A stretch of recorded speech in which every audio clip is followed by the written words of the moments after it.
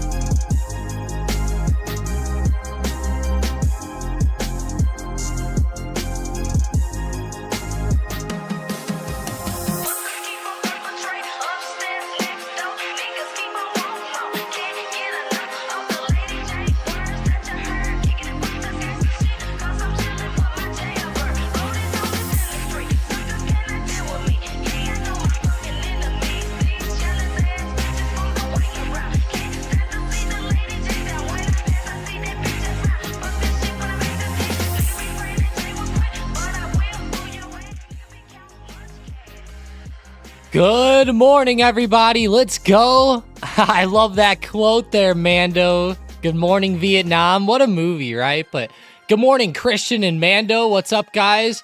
Hope everybody out there is having a fantastic morning. I know a lot of you probably are with the way Nvidia is starting to move up. I'm sure a lot of people have been holding calls on this and maybe even on the market here. So, SPY's running up pretty well this morning, too, up to 530.84.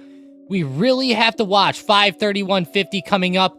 It will be crucial over the next few days that we see that 531.50 touch and break out there. I can't believe it's only like 50 cents away from there now at this point. But there's the bell. The market just opened, and we're having initially a red candle at first on the SPY. Obviously, we're only a couple seconds in, so don't go too nuts yet. But here's Nvidia starting to come down a little bit more as well. Uh-oh. What's up with this picture of the guy from Nvidia CEO? He's signing someone's boob. What the heck? That's pretty wild. Why would you sign that and not even go for the skin, man? Like, what? I don't know that I'd want to sign just the, I'm just playing, guys. I'm just playing. What's up, Jason? What's up? What's up? Hope you're having a good morning as well. You guys are seeing any crazy stocks out there, feel free to throw them out there. Mainly, I've been looking at Nvidia in pre-market. That's the main thing I've been watching this morning. Looks like it's literally bouncing right off of resistance here now that the market opened. Right, we're right around 1185. Uh-oh. TSM is actually leading the way this morning. Taiwan Semiconductors up 4%. SMCI up 4% as well. It's crazy, actually.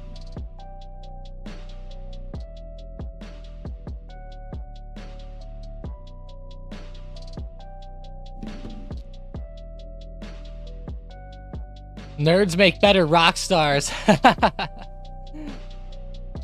Yeah, you're probably right, Jason. I really doubt the CEO of Nvidia is gonna drop dead from doing too much coke or something, you know? Like a lot of these dumbass rock stars have over the years. Sean Cornish, JD is motoring up. JD.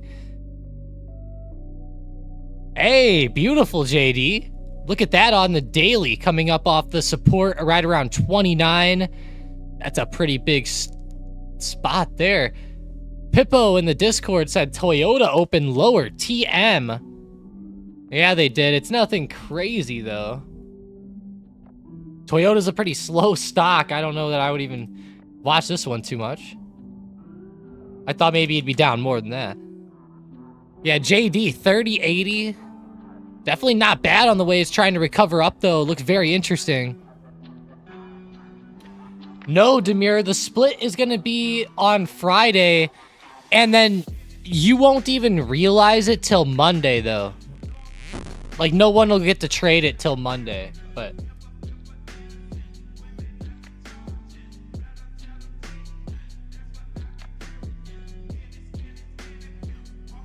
yeah, it should be like when that market closes Friday. It's sometime. Not sure on the exact time, but sometime after the market closes. How's Jaeger been, Demir? We need an update on our guy here.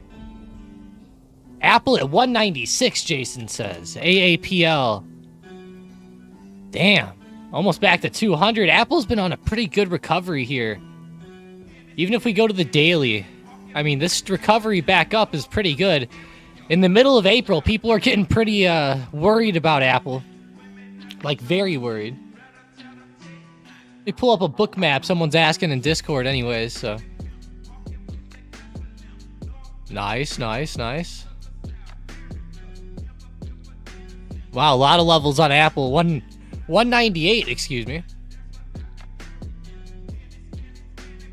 198's definitely not bad. 221,000 shares stacked up there. Let me grab a drink.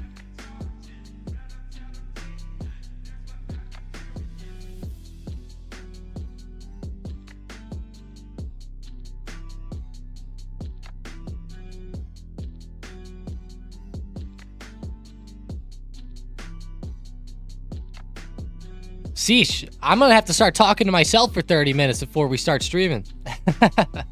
Every morning I start to talk and I gets all chopped up.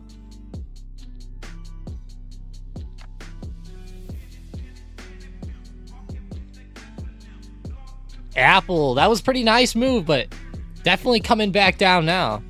How's Nvidia looking? Wow, we had Simp kill it on some CrowdStrike options. Made like $2,000 or around 50% on those. Nice one, Simp. Tom, so many stocks were up in pre-market, but not Tesla. Of course, right? Of course. Tesla was a little bit, but what the hell happened now that the market opened? They're actually towards the bottom of their range now. That's not good.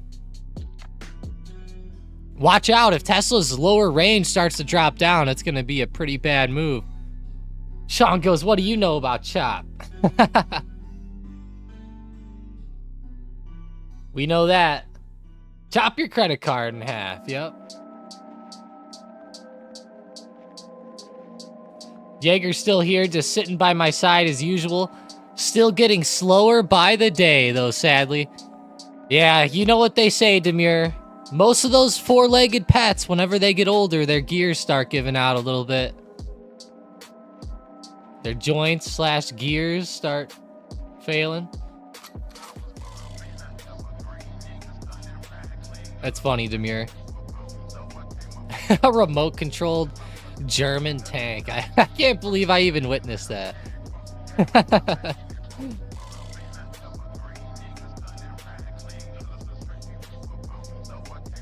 Tesla support.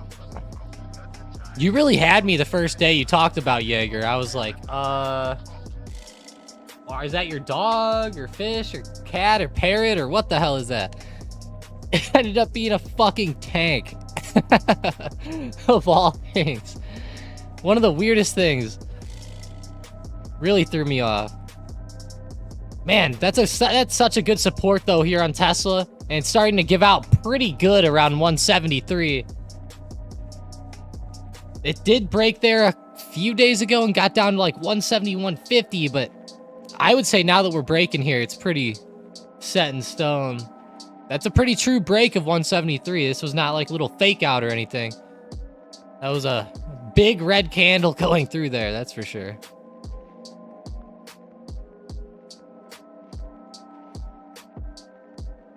Go check in on DraftKings. They've been pretty wild lately. Tried to come back up a little bit more. Looking at the daily, they're pretty low, and they are on support as well. So that support's pretty big, around $34, $34.50. They're bouncing up pretty good here.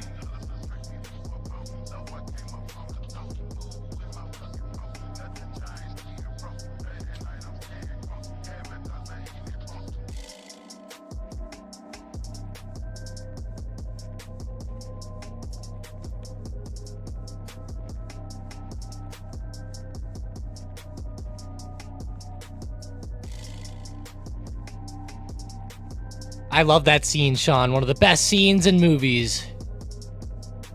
All right, we're going to have to throw up a poll here today. Switching back to the SPY. It's starting to reject back a little bit.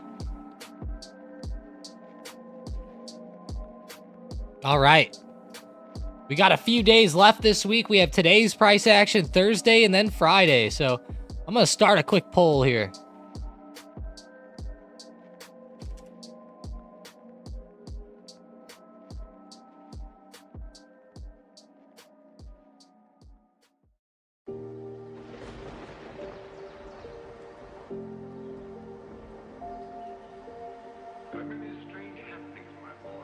All right, all right. Vote it up, guys. Let's get it. Let's get it, let's get it. All right, all right, all right. All right, SM Bot coming into play here. If you guys are seeing any crazy stocks, let me know what you're seeing that has a lot of volatility at the moment. Looking at Meta here on the chart. They broke above 480 in pre-market and had one hell of a run.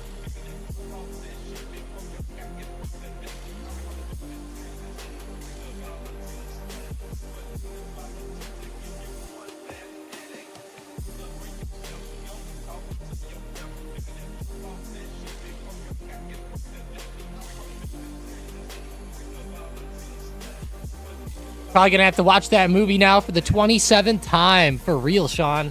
I've seen that one so many times. I own it on YouTube.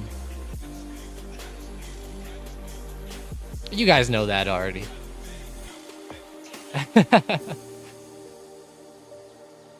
You know which one I watch a lot too, Sean, is Caddyshack. Hey, good morning, Xbox. Glad to see you here today. I hope Serve's having a good vacation. I've been missing Serve lately. Uh-oh.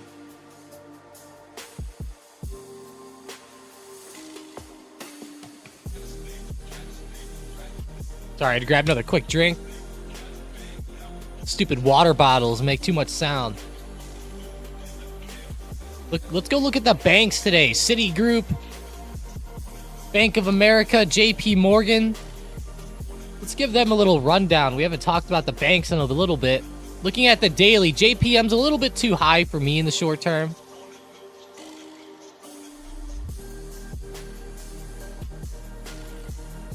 Bank of America's a little high as well. Yeah. I'm not saying that the uptrend's over by any means, because, I mean, it's still looking pretty fire overall. And look at some of these uptrends on, like, Bank of America. Like, look at how long they last. Like, that's pretty wild, right? Well, that is coming off COVID, so. But still, if we say, oh, well, this move's coming off COVID, well, then what's this move? You know, it's still good. It's just not COVID-induced. But it's still a great move here.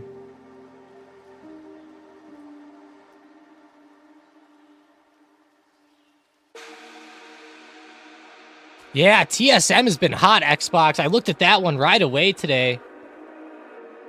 Still going off. Wow. Yeah, it was at the top of my watch list earlier. Ooh, SMCI beat it out now. Wait, where is TSM? Oh, it is at the I had to scroll up a little bit. That's funny. It was like one tick down from the top. I was like, where'd it go? I swear it was here. Yeah, it's a beautiful move though, Xbox. TSM, this... Oh, it's not all-time highs yet. It's getting close though. Very close. The ATH is up around 163. For resistance on TSM, let's look at the book map.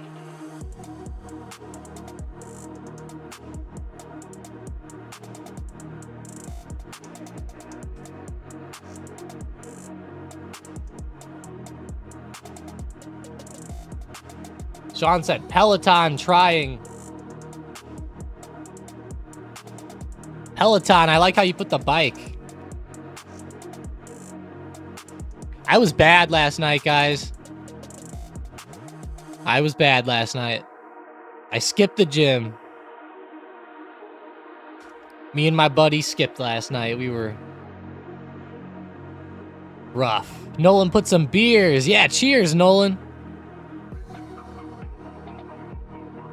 Demir took a video of Jaeger for us. Check this out.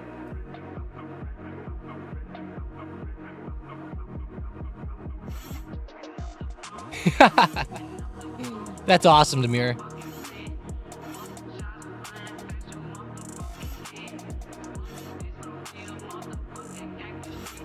You know what would make that tank just a little bit cooler? Well, never mind. Probably not allowed.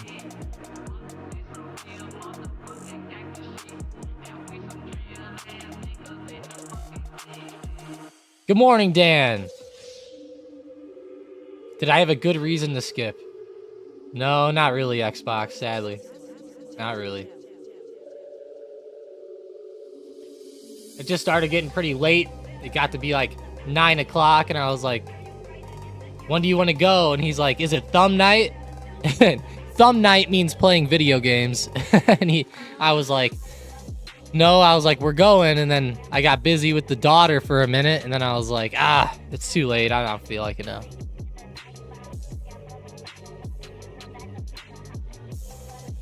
Peloton, though, is trying, Sean. Definitely not bad today. How's Chewy? CHWY.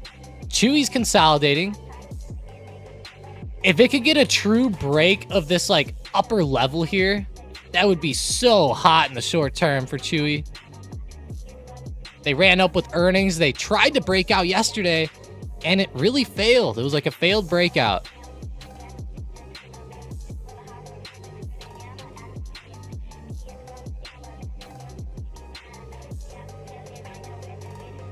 Yeah, no problem, Tangy. I know some people are probably confused. They're like, what's Jaeger? Like, put some context on it so you guys aren't totally confused there, what he means.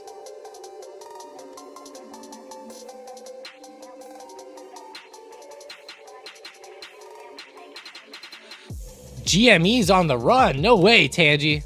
Wow, there we go. Come on, we need this. No, I'm just kidding. I don't need it. You know who does need it? Roaring Kitty needs it.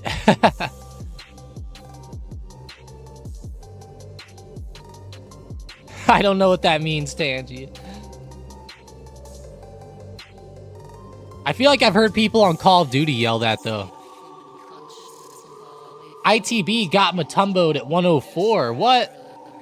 Or no, not Call of Duty, actually. That used to be a voice line on the game, Day of Defeat Source.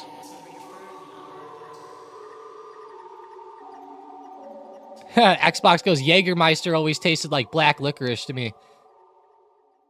Jaeger's actually my favorite, Xbox. Jaeger bombs are my absolute favorite drink.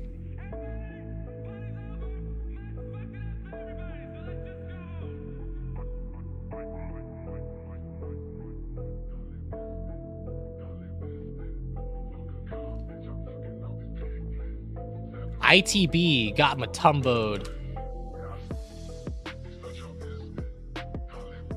Yeah, it did at 104. I see. When you zoom out, though, it's not that crazy, but...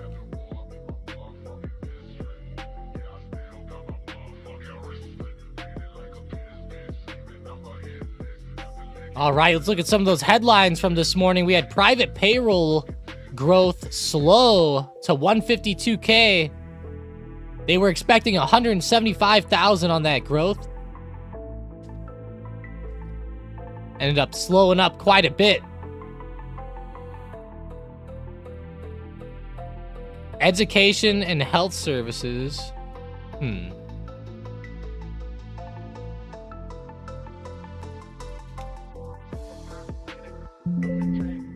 That's the big piece of news right now. There'll be more data coming out, though, in a minute. ISM services PMI. That'll be pretty important.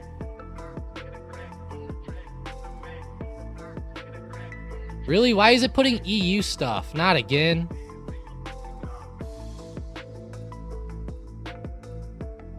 I don't even have the EU selected. Why is it putting that on here?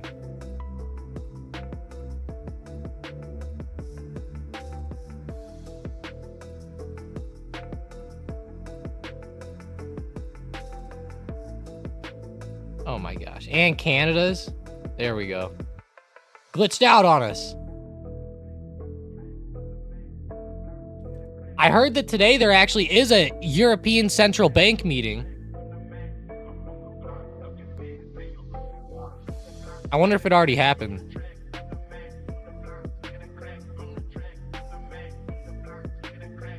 Let's see.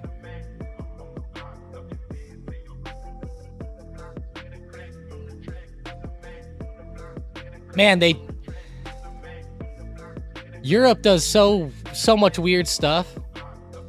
They put the day before the month on their on their stuff here.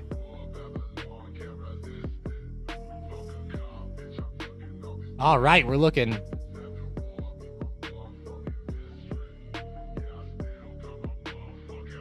Right here, press conference following the governing council meeting of the ECB in Frankfurt tomorrow, apparently tomorrow. So it might be tonight for us, like low key, you know, it's hard to exactly say because of Europe's time difference, but sometime tonight, I'm sure. Heading into tomorrow.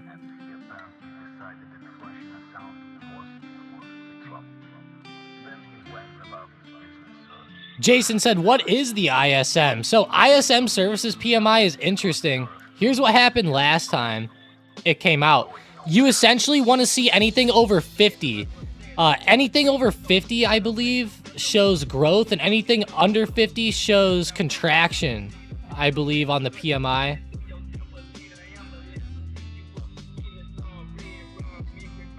Yeah, here we go. With an unexpected contraction for manufacturing. This was the last time, so keep that in mind.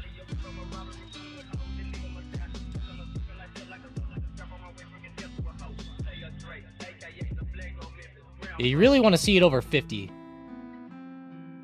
Normally. Look at how in COVID, the contraction in the jobs market, look at how low it got. Same thing with 2008, and you can see how those jobs are getting, you know, not jobs, but just more contraction there.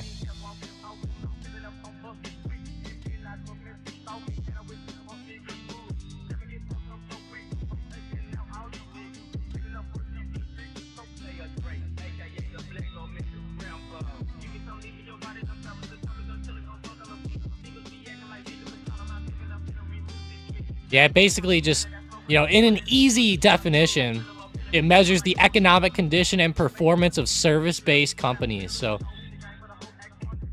you really just want to keep seeing growth, right? Like anything over 50% is good, but of course their expectations matter a lot. They're expecting it to get back above 50. If it stays lower in like the contraction zone, that'll probably throw the market off a bit here. So watch out for that in 9 minutes. We'll be looking at it, of course.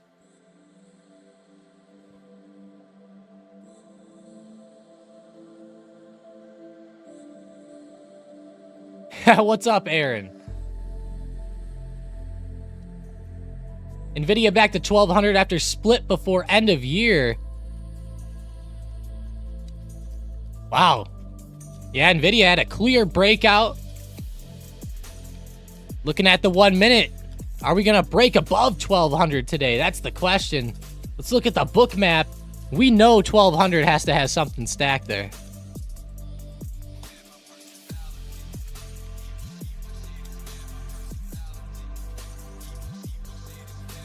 Yeah, 108,000 shares on Nvidia stacked up at 1200. So that's going to be a big spot coming up.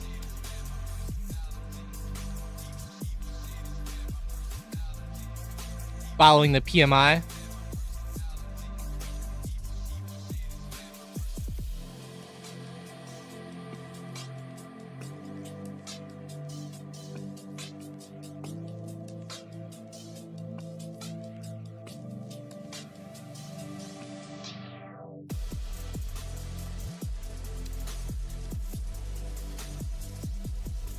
They order it by most frequent change to least frequent change, i.e. day, month, year, left to right, like reading. Yeah, I don't like it that way, Xbox. I don't know. I don't know. Day, month, year.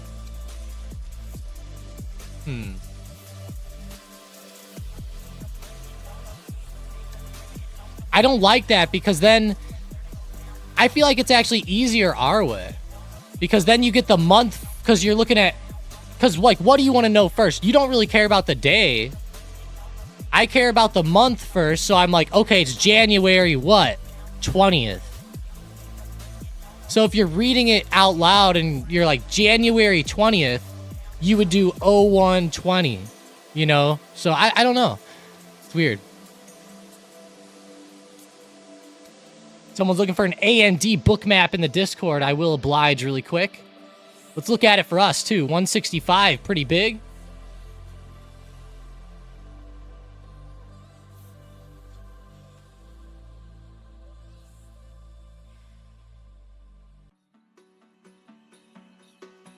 Yeah, I don't like that, Carlo. I can't stand that. I don't know why. Not a fan. Because if you type something out and you're like January 20th, which is my birthday, by the way. But if you do January 20th, it's like, if you put numbers there, it'd be 0120.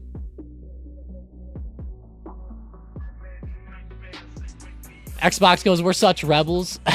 I don't know if we're rebels. I think we're just, we try to make things easier.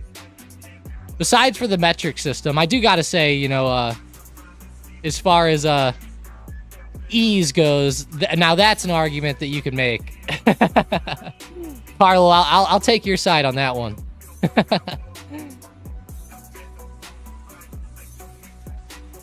But don't worry, I love my miles and yards. Military is year, month, date. Oh, that's sick. That's awesome, CM. That's how the that's how options are made too.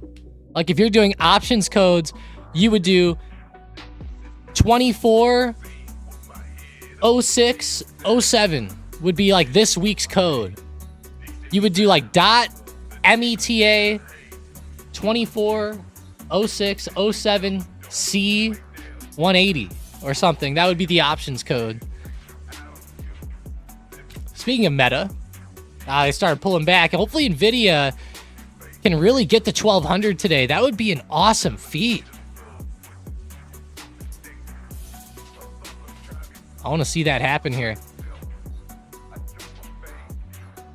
Make sure you guys smash up that like button for the Rebels here this morning.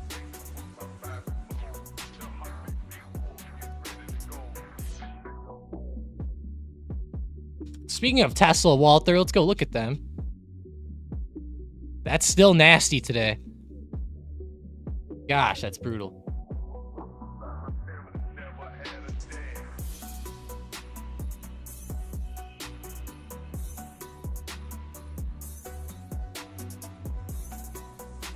Elon sent all 0.5 billion worth of AI chips to X instead of Tesla, he will focus on influencer instead of EV sales. Maybe, Walter. We actually dug into that a lot last night. If you didn't check out last night's video, you should check it out. But we actually did talk about that quite a bit last night, Walter.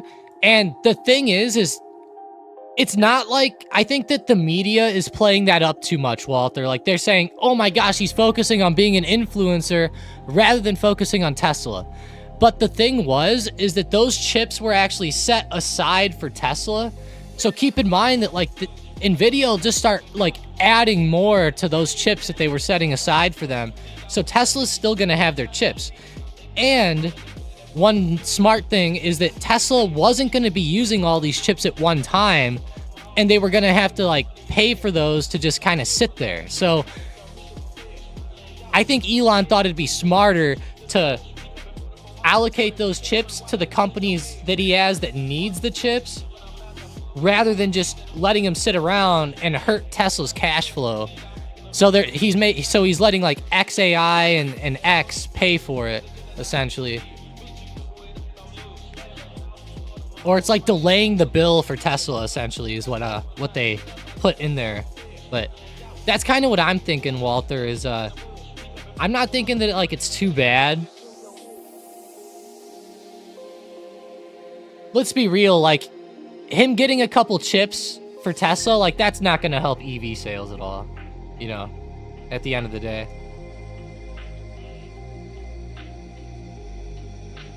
I'll tell you what, they need to start coming out with some cool EVs, guys. Like, you know that Tesla Roadster? Like, if they would somehow make this...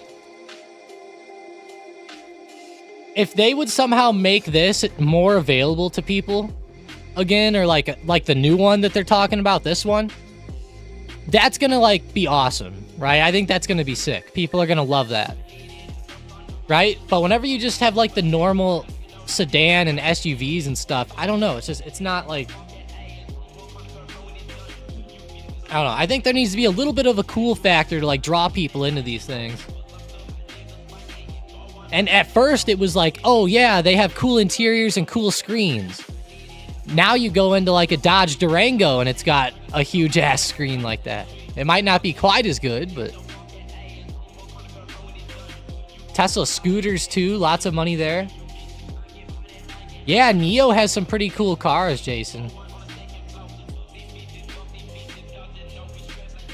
Xbox said I always liked using the 24-hour instead of the 12-hour. Yeah, me too, actually. Every single thing that I have, Xbox uses 24-hour. Like, you know, if it's 7 p.m., it's like 1900. All right, hey, we just got the ISM Services PMI coming out, and the market took a big drop initially here on this 1-minute candle.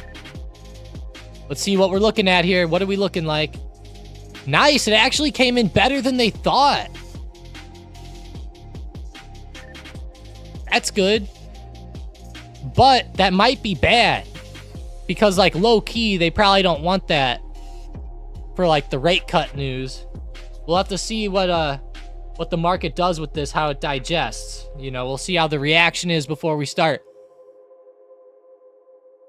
giving out lots of hypotheticals here about it. Because it might end up going back green. We'll see. It's close.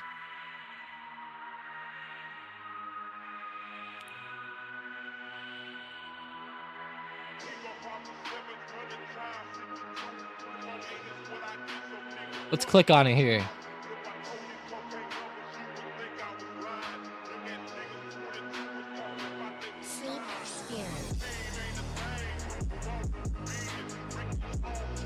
All right, let's read this. Non-manufacturing PMI in the United States increased to 53.8 points in May from 49.4 points in April of 2024.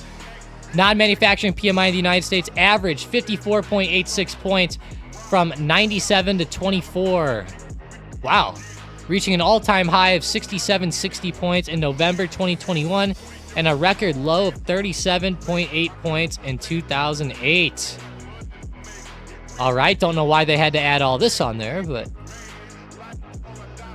interesting nonetheless. We actually just looked at that on the chart a minute ago, remember? That was pretty cool.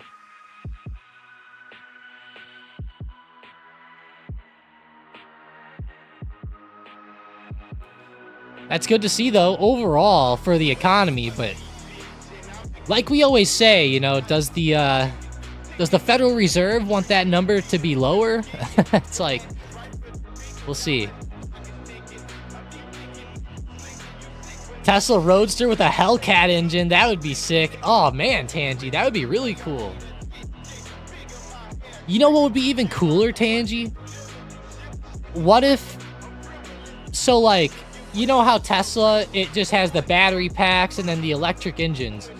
What if they added a Hellcat motor to that system and they used the electric system to launch and then they, like, added in the power from the Hellcat motor to, like, bring it up to, like, speed. Or to get the speed a lot higher once you get going. That would be pretty sick, actually, Tangy. They're actually doing that with, like, the Corvette E-Ray, which is pretty sick. That's how that works. It's, like, electric, and then it, like, supplements the engine.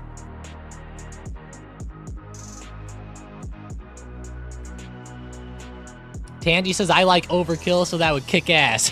Yeah.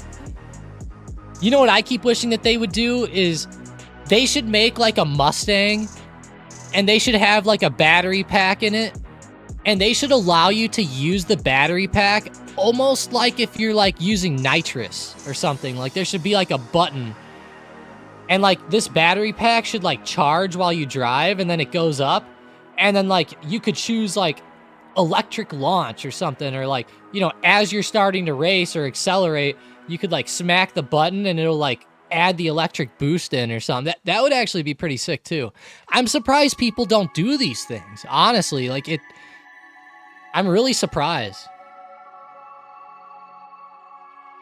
The only people I've heard of doing stuff like that are like Koenigsegg or like Pagani or something, you know. Like, I'm not even saying that they do it, but, you know, it's always something fancy like that. Tangy said, problem is batteries and related gear is heavy, so heavy. Yeah, I feel you there, Tangy. That is a problem. And keep in mind, it wouldn't be like a huge battery pack like Tesla's, but it would still have to have some weight to it. You're right.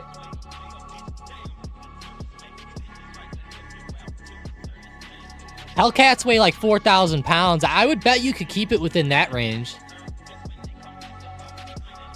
Let's see how much like a Tesla Model S Plaid curb weight. Let's see how much this weighs. Holy shit. Man, they do weigh a lot, I guess. Wow. Now keep in mind, like I said, it wouldn't have the same battery pack, but sheesh. Palantir rejecting down 2263. Going back to the SPY, it's still chopping from its PMI reaction. It was initially red and then started coming back up.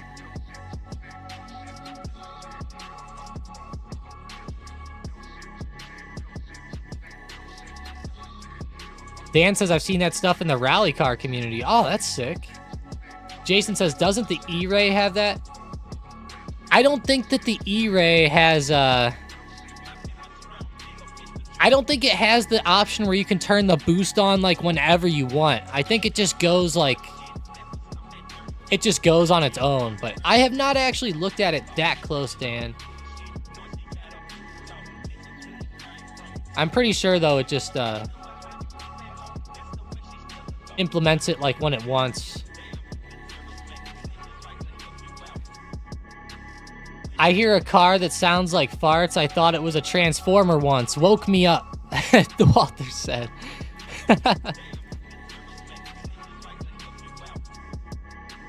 When you say that, Walter, was it like an exhaust? Or are you talking about that electric car sound where it makes a wild noise?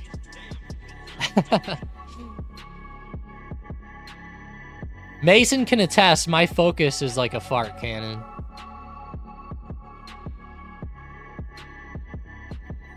Yeah. I'm with you, H. He said the Cybertruck weighs more than my, I'm guessing you mean Chevy 3500. Damn.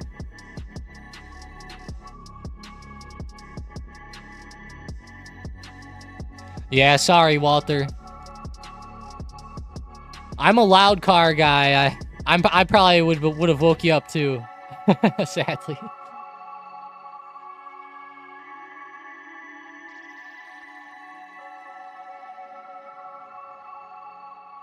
Walter says, I think it's a part they install to make that noise. No, Walter, to make the sounds, at least on a, like a normal gas car, you know, internal combustion car, the thing that really gets it loud is changing out the headers and changing out the downpipe and then straight piping it is really what gets it to backfire. And, you'll also have to tune it to, like, tell the computer to add more fuel in and stuff like that. And then that's what really gets it to make those pops and, like, the loud gurgles and all that stuff. Really how the fuel injectors are burning. But you have to have a clear exhaust system with no catalytic converters to do that. Or else if you do it, you're going to burn your catalytic shit. And it's going to go flying out your tailpipe. You'll, But you can install stuff, like people do glass packs sometimes they call them. But normally if you hear a loud car, it's just loud because they simply cut the cats off most of the time.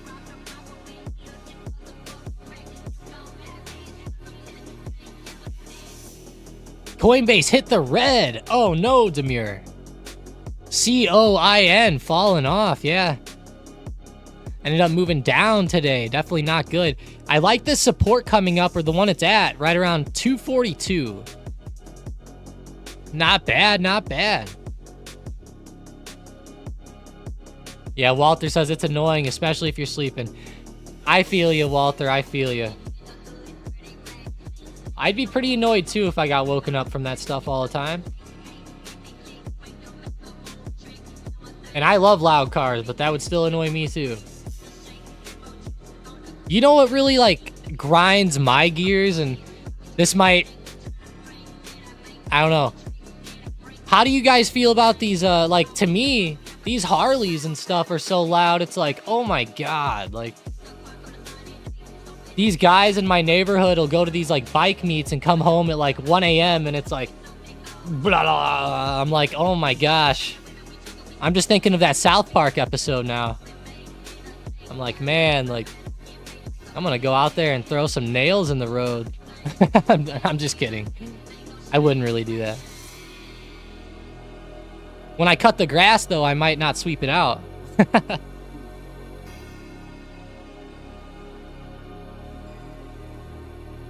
Walter. Yeah, he goes, lucky we don't live in the Old West. I'm with you, Walter. Sometimes, you know, I feel like being in the Old West would fix things, you know? People wouldn't be as wild as they are, but... Put a fishing line? Oh, Nolan, now that's... Ooh, that's gross. I saw some movie where someone did that, and it was like... It was bad.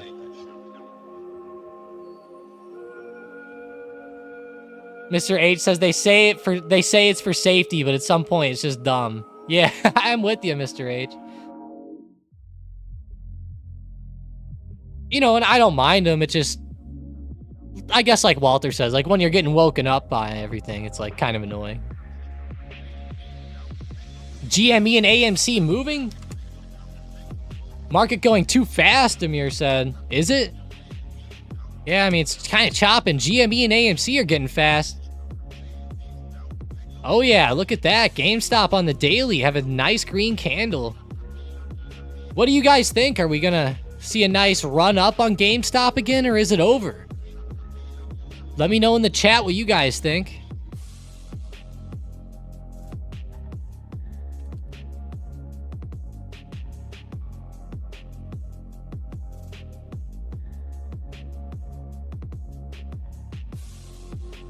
Wow.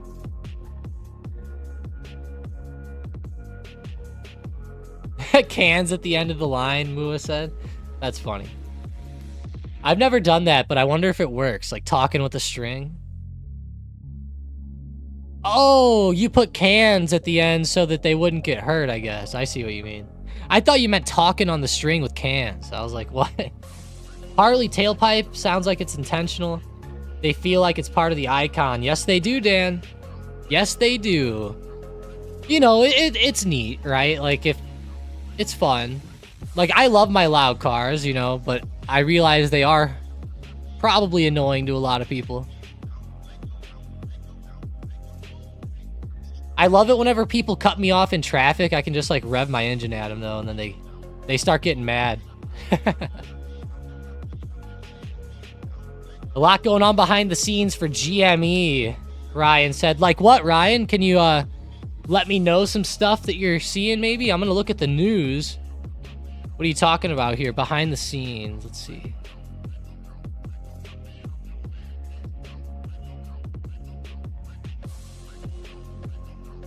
Yeah, let me know what you're thinking, Ryan. I'm curious.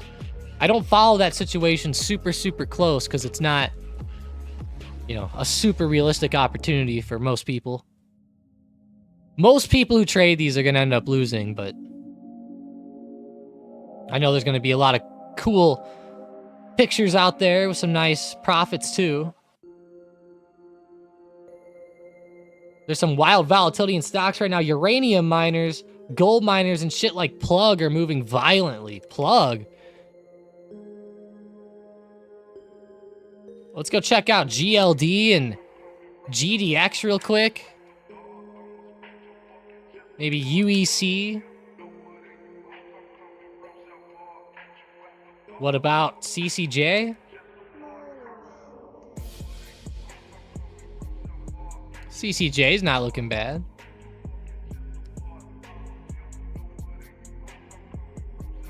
Ryan said Roaring Kitty will most likely exercise his calls into 12 million shares. Yeah, probably. I'm not sure. You never know with a guy like that. They could be wild. You just never know their next move.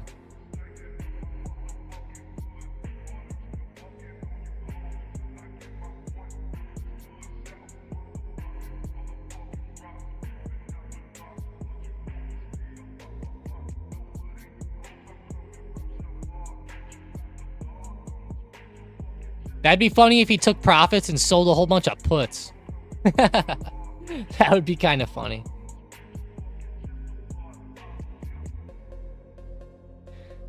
Palantir 2260.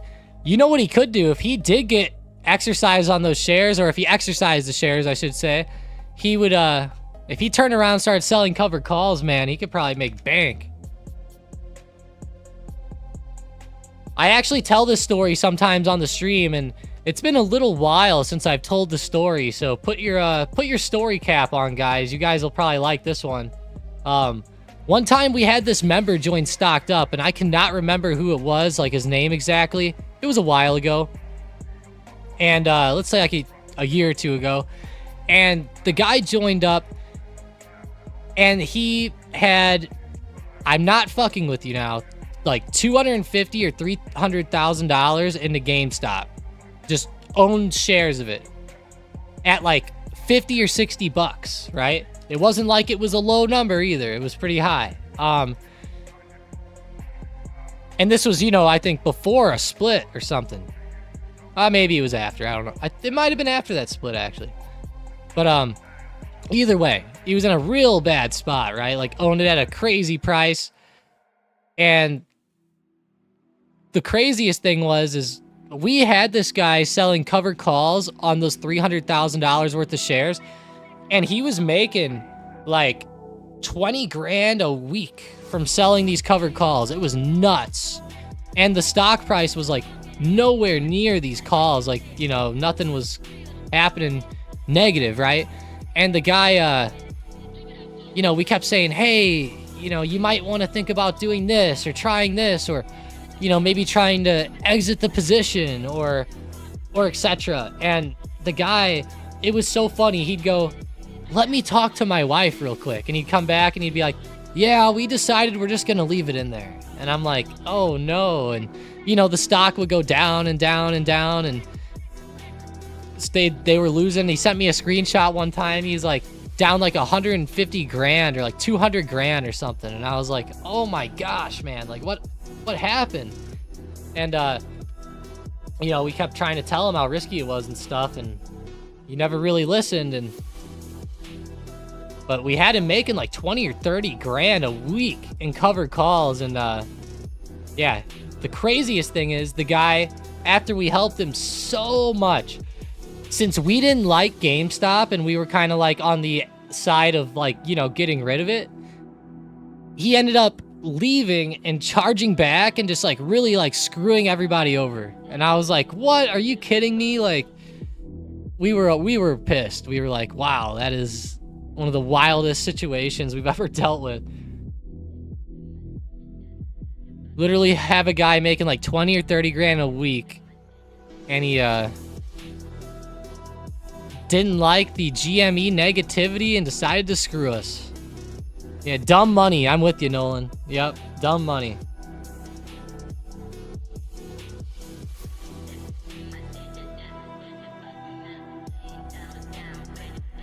Yeah, like if you guys out there, if you have like over a $50,000 account and you guys are not, let's say, having the best time trading, like let's say that you're having a rough time trading, right? Like let's say you're losing quite often, you know, you're not really making any good gains or anything like that, and you're trying to like day trade or anything like that, and you do options, definitely hit me up on Discord, guys, because, you know, we could seriously get you into some pretty solid strategies for like bigger accounts like that could really set you up so well for the next couple years, next few years. Sometimes it takes time, but you know, and you won't be making like 50% every time now, but it'll be nice and consistent, and you guys will really feel that growth over the course of like 5 years. You'll be like, wow, that is... You're like, yeah, I should have done this a long time ago, you know? Let me know on Discord, though.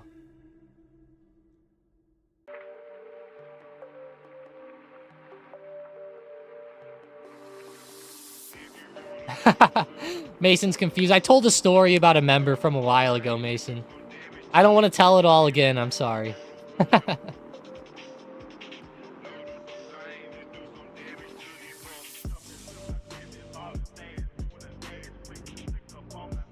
Dan goes, you probably had him arguing with the wife. Yeah. The wife is probably the one who made the decision at the end of the day, but that's what would always happen with him, Dan. Like, he'd go and he'd talk to his wife, and then he'd come back and he'd be like, yeah, I talked to my wife and she doesn't like that or something. She doesn't want to get rid of the shares or something like that, or, you know, it was always something like that.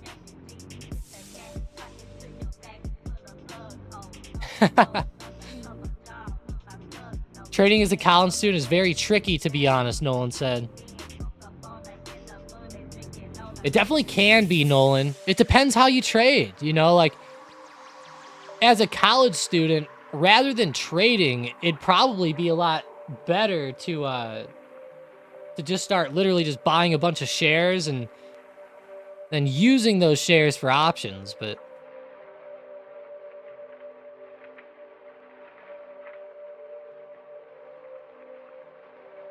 Whoa, Tangy. Maybe that's the person. Maybe you, maybe it's a small world out there, right? That would be pretty funny. It's still early for me. I'm still down in the red. But I told myself if I blow my account, I'm just going to call it quits and get a job and come back when I'm ready, Demir said. Yeah, it's pretty hard, Demir, but a lot of people... They really need to gravitate towards the slower side of trading before the faster side of trading. And that's one thing that I see that people mess up with a lot. You know, they want to instantly join and turn their $1,000 account into 25K or more. And, you know, it's not a realistic way to go.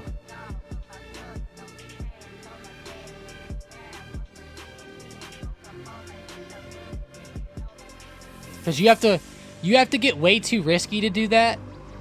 And statistics show that, like, you're going to lose, like, 80% of the time doing stuff like that. Like, no matter what. Just based off of variance. Because you're You have to go too deep into plays. You don't have a job, Demir? I thought you worked.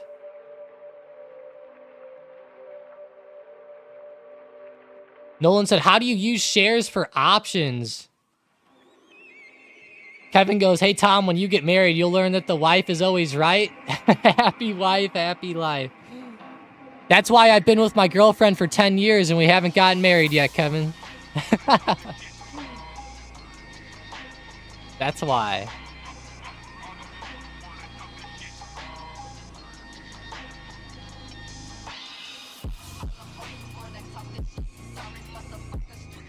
Man, Demir.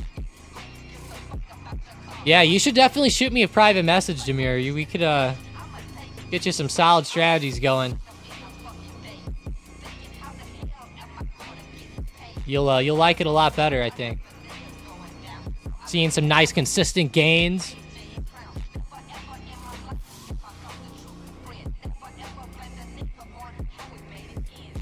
Of course, always trade options too. You just don't go as crazy with them, you know.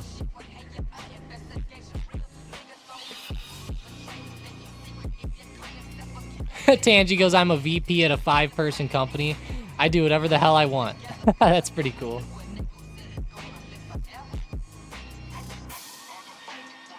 Yeah, so like Mike said and Nolan, you guys are asking, like, how do you use shares for options? So Mike, like, let's say that you have 100 shares. You simply just sell a covered call. It's not that difficult. Like, if you have 100 shares, for every 100 shares that you have, you can sell one call. So instead of buying the call to open, you will sell the call to open. Like, let's say right now you're looking at, let's look at something smart. Like, let's say you're looking at Meta, you know, and it's getting close to $500. And let's say that you have shares. You have 100 shares, right? And let's say it's getting close to 500. You could go to like the June 21st expiration. You could go to the $500 strike on the call side. It's going for like $600. $630 right now. So what you'll do is you'll just simply, if you're on Thinkorswim, you'll right click it, click sell, single. You'll sell it to open. And the way that it works is essentially you want the option to go to 0. So you want the 500 strike call to lose over time. And what you're doing is you're taking advantage of the people who just buy those calls and just bag hold them, is really what you're doing. You know, you're taking advantage of time decay, that, and etc.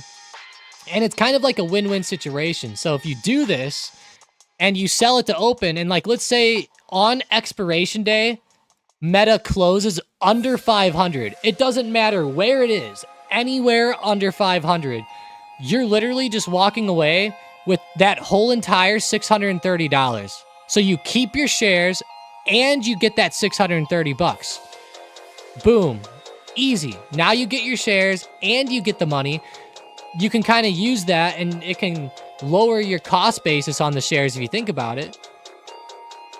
Or you can just add it to your profits, whatever you want to do. But you'll get that $630 added to your account, and then you can do it again, and again, and again, and again, and again. And like, let's say now that it ends up closing above 500, right? What happens then? Because there's only really two situations. It closes under 500 or it closes over 500 on expiration. That's it. If it closes over 500, it does kind of suck for you, because then you have to sell your 100 shares at $500. But let's say you owned your 500 shares at 300. You're still getting out for a profit. You know, it's just that if it's at 508, well, now you're selling at 500 instead of potentially 508. So that's where it sucks a little bit. And sometimes people don't like selling covered calls. Like, if you want to hold the stock forever, you wouldn't really sell the covered call. You would just let it go. You would just let your shares go. You wouldn't mess with the covered calls. But if you like them for the long term to enter, then you would sell puts to get the entry. And selling puts is kind of the opposite of selling covered calls. So if you sell a put, you're essentially looking to buy the stock. You don't already have the stock. You could, but you're looking to buy it. So like, let's say I really like Meta for the long term and I want to own it at 460. I would sell the 460 strike put. And once again, it comes down to two different things. Like, what are we going to do? Are we going to close above 460 or are we going to close down under 460, right? That's the question. If it closes under 460, you're buying 100 shares at 460 and you're keeping all the premium that you got associated with that. So like, let's say it's $200 of premium there. You'll collect all $200 and you'll buy the shares.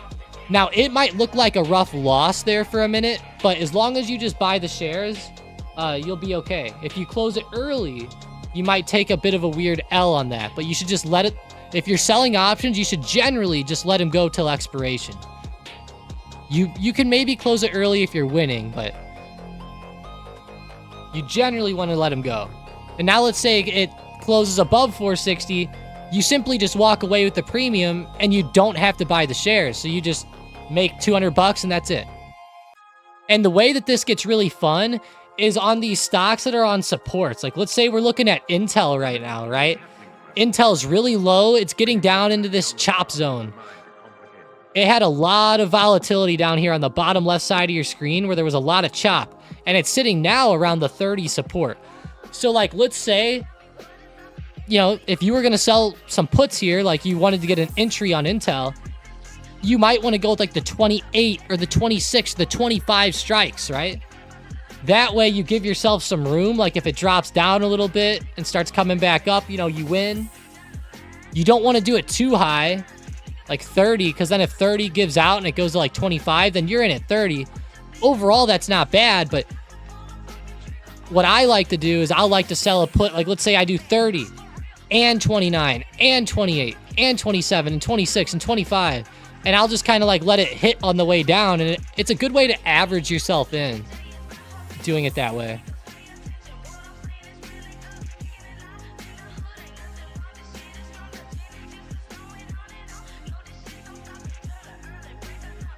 Called for a Purpose says, you guys have to get married now. Yeah, I know. We practically are. I mean, it just isn't in paper, you know, I guess. See, my girlfriend wants like a real nice wedding, like a nice extravagant one. And I'm kind of like on the side of like telling her like, hey, like, you know, we're investing in our future before we drop like 50K on like a nice wedding. You know, that's kind of like where I'm getting at. Her dad, unfortunately, doesn't have the money for it. You know, how the bride's father's supposed to pay a lot of it or whatever. He's probably not going to pay any of it. So we got that. And then, yeah, but I keep telling her, you know, it's so much smarter just to go for the future now. $100K? Oh my God, Jason, they get that expensive? You gotta be kidding me, really? Sheesh, man, I didn't know it'd be that much. Trust me, around St. Louis areas, they're not 100K.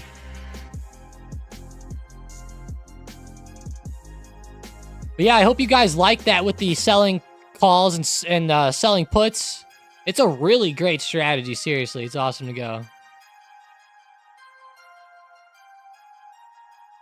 Mason, the VP thing. That's funny. Those titles are dumb.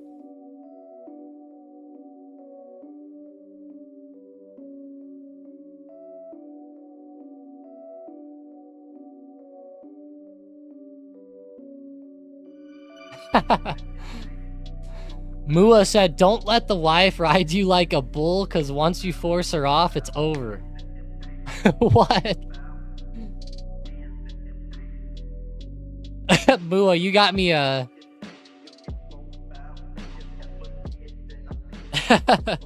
wow.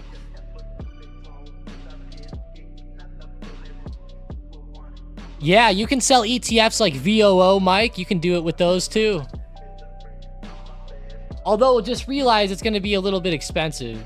And with VOO being at all-time highs, you're generally not going to want to sell puts on VOO unless it's like lower. But if you're looking to do covered calls on that, you can. But Jeanette says, I think my divorce costs more. Divorces do cost a lot, I hear.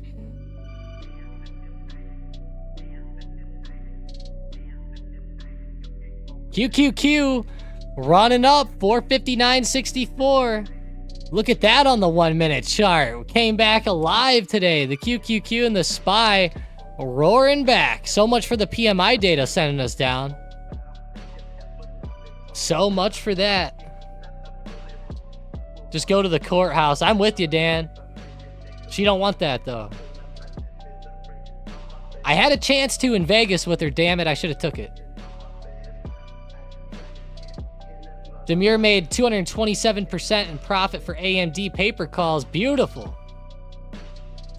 Nvidia will hit 1200 shortly, Jeanette said. It's almost there. Let's look at it on the book map. We had a question. Mando said, I'm thinking of getting book map. Not sure how to read it exactly. Is there any way you can review a book map and explain how to analyze it with SPY? Not really with SPY, Mando. Unfortunately, here, like, look at Nvidia right now. See how you can identify? You can see, like, yeah, there's a lot of sellers stacked at 1200. It's a pretty obvious level. Where SPY, there's so much going on that, like, look at the book map. It looks like this every day. You know, like, you can still look at it and say, like, yeah, sure, you know, 531, 530, you know, there's still some decent spots, but it's really not very useful on SPY, in my opinion. Unless you're, like, looking at it in the moment, which is, like, seeing these quick, like, on the right side here, these very quick entries and exits, I guess we'll say. You can see how it turns, like, dark red. Now it got lighter. Now it's getting darker. Like, sometimes you'll see, like, like, if it's moving down, you'll see, like, red, like, all above the top. But essentially, what it is you're looking at the current order book, and it's showing you the orders that are out there on the market right now. So, like, you're looking at Nvidia here, and you see this big red line. The red line is just a visualization tied to the current order book number. And it's essentially darker red, and it gets, like, yellowish to bluish. Here's the key at the top. Oh, you guys can't even see that. Shit. Here, it's like this. See these? How they're like gradient? So dark red, the more as it gets to blue, it's like less shares there that are stacked. And you can see right now, so if it's overhead, you're essentially looking at those as sellers. If it's underneath, you're looking at it as there's buyers stacked up there. So right now, we're watching 1200 resistance. We see that there's 133,000 shares stacked up there. So you can use that to your advantage. You can say, okay, that's a pretty major resistance, right? Like, if we start breaking this and running, maybe we can trade it to the upside. But what I like to do is I generally like to just look at the normal charts, like let's say Nvidia, and I'm looking for a breakout, right? Like, let's say I identify resistance, like intraday, let's say around like 1193, 1194 right here. What I like to do then is I'll look at Bookmap and I'll say, okay, 1200 is major coming up. I'm entering in calls on this breakout. Where should I target? You know, I don't like having set percentages to target for, but I'm like, okay, where should I target? You know, and then you go to Bookmap and you're like, yeah, okay, lot stacked up at 1200. So I'm going to go ahead and target that. You know, it's a pretty big resistance. It might not have to touch exactly at 1200, but, you know, once it gets close, that might be where I look to sell, considering there's a lot of resistance there. You know, that's one hypothetical way and just way that I do it. And hey, while we're talking about it, smash up the like button, guys. Let's go. Smash it up. I'm glad to hear you're doing well in the short term, Demir. That's awesome. You did pretty good yesterday, too.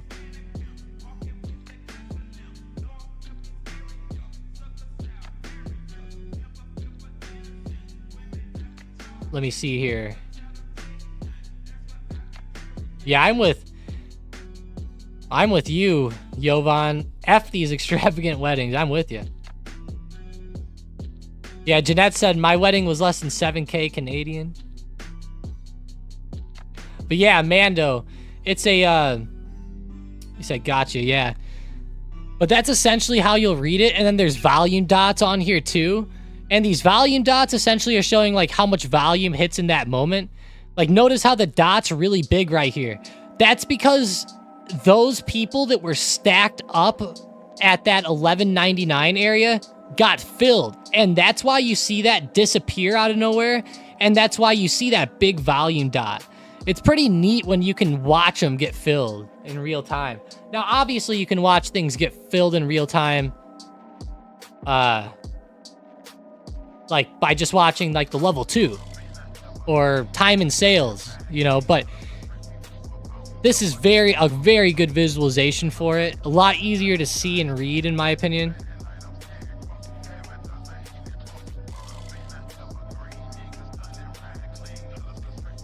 How will that work if you have Nvidia options during the split? Like if you, it'll just change the options, Jeanette, I'm pretty sure. I'm pretty sure that like your strike on the options will just change and it'll come back, but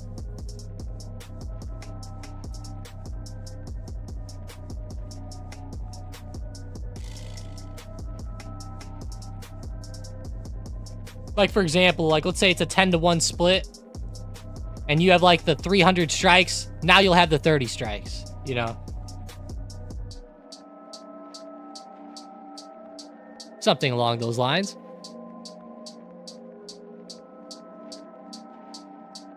Demir says paper trading hits different versus actual trading. I feel you there, Demir. I used to have some people that I talked to a lot, and I mean like a lot. Like I would talk to them all the time. They would talk to me about their option strategies that they were doing, and they would run them up on paper trading, and they would win like all the time, which was pretty wild. But they were doing such quick trades, like they would enter, exit, like super quick.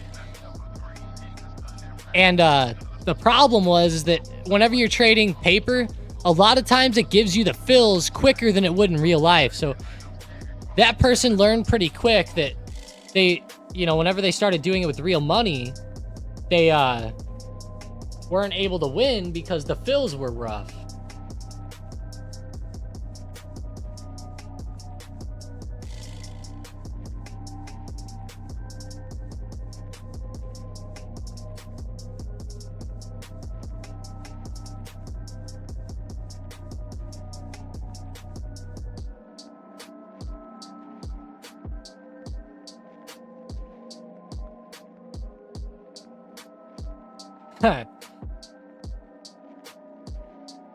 When does Caitlin Clark play next, guys? Let me know.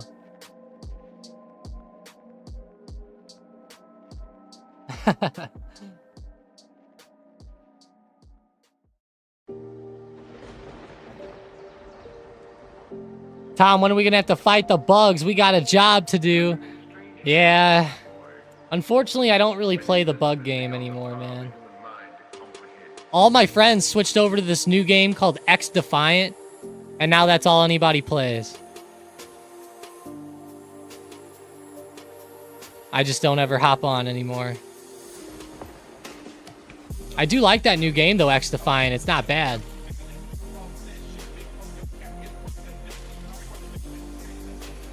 Nolan said that game is ass. No. It's pretty good.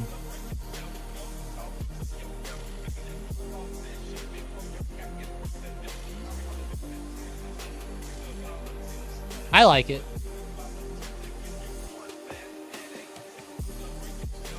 Although, they definitely need a search and destroy going on or something.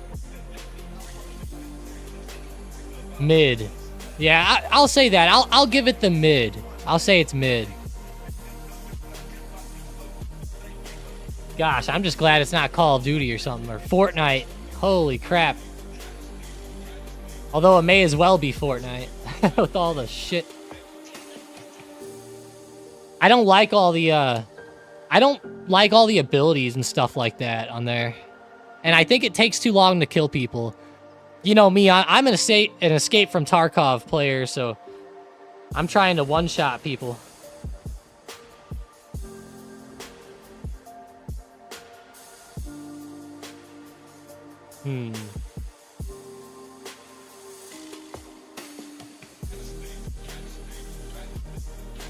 I just got a weird text. Someone just texted me and goes, "What are you doing?" I don't have any recollection of who this is or anything. You guys ever get that stuff? Is it a scam?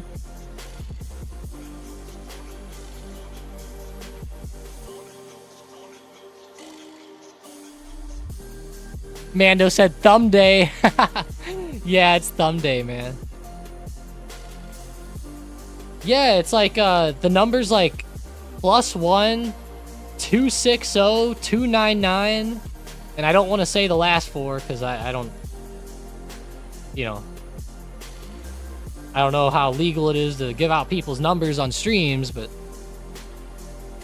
that's how it started, so I'm guessing it's a scam. I don't know.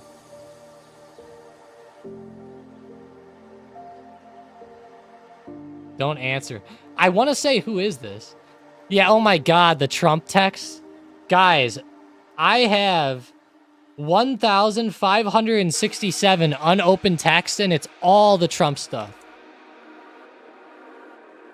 Man, Nvidia.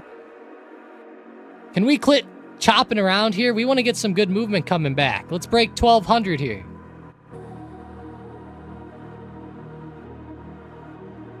Yeah, it's so bad. I got one yesterday from Trump. I owe my life to you. I got another one. I'll never forget the day they convicted my dad. Here's another one. My only crime is loving this nation. Like, what are these texts? It's like hundreds every week. That's wild, Mason. Man, I've got so many.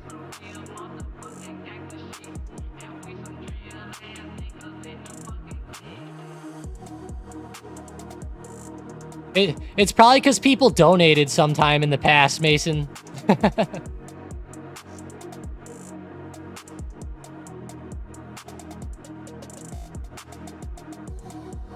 Boeing trying to come back alive. It just can't get there. Does Biden have any texts? I'm curious. Does anybody out there get texts from Biden stuff, like asking for money? I'm curious. I'm sure that there is, right? There has to be.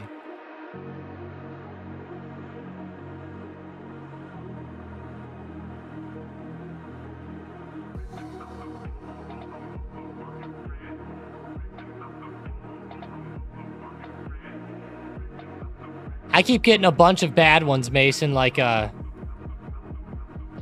keep getting a lot of stuff lately where it'll be like PayPal and it'll say like, your transfer for $700 has went through successfully. And I'm like, what? But obviously it's not PayPal. They want you to click on it and steal your PayPal.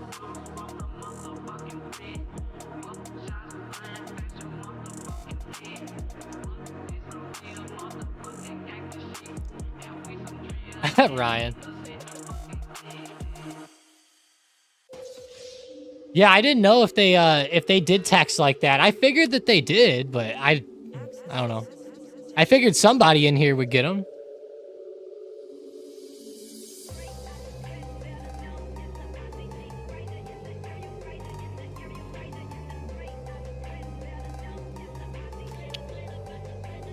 All right, Nvidia. It's time. It's time to get the breakout going here. See what else we have on the economic data for the day. Nothing really. Nice. That's good. Nothing really on the calendar, but we do have Lulu charge point. Ooh, Victoria's Secret. There we go.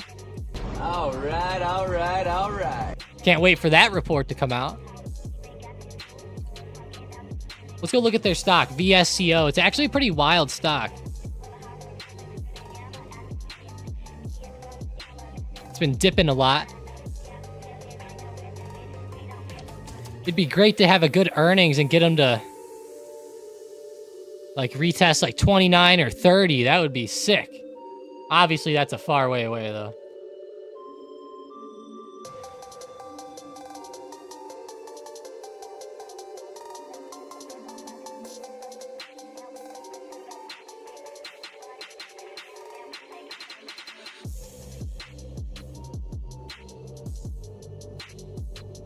Hey, Serve came in the Discord, hyping up Chewy. Let's go, Serve.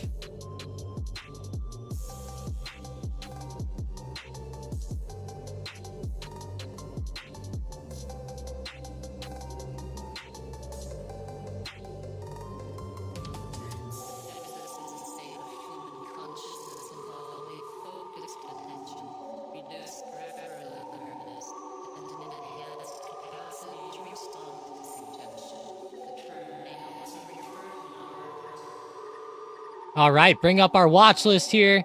CrowdStrike now leads the way. Ended up getting higher than TSM and SMCI.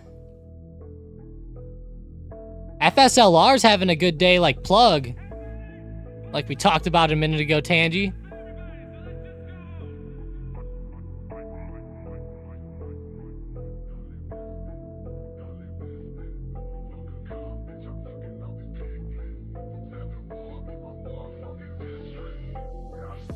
I keep getting these spam texts from a dude named Hunter telling me to learn how to invest for the long term.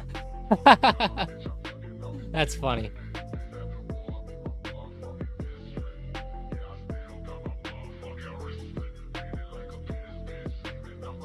Yeah, the long term is very, very important, guys. Hopefully you guys get into that.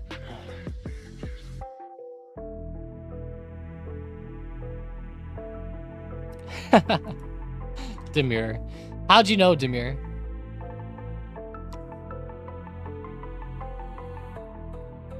Wow, Plug getting destroyed on news. Yeah, the other solar stocks are doing good, or charging stocks or whatever. Fed inquiry. Shit, Tangy, that's not good.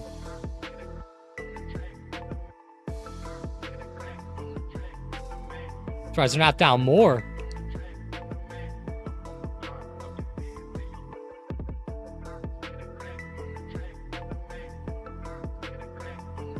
Pokemon Go. That's funny, Mason. Sometimes my girlfriend plays that still, and I'm like, what?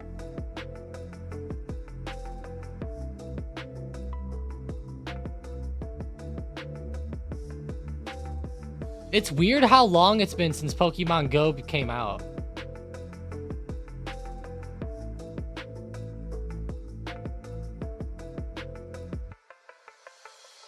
Yeah, Tangy, you're right. Bad news always brings in an overreaction. I hope it goes down more. Let's go see Enphase.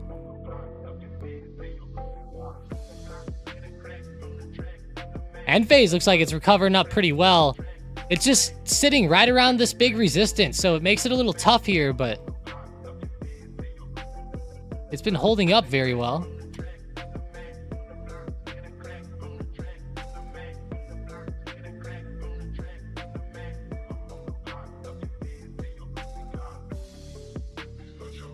Man, you know what I've been missing on the streams lately, guys? I hope you guys miss it too.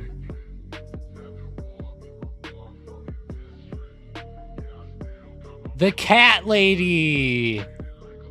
Where's the cat lady at here? Nah, she's on vacation, but she needs to come back.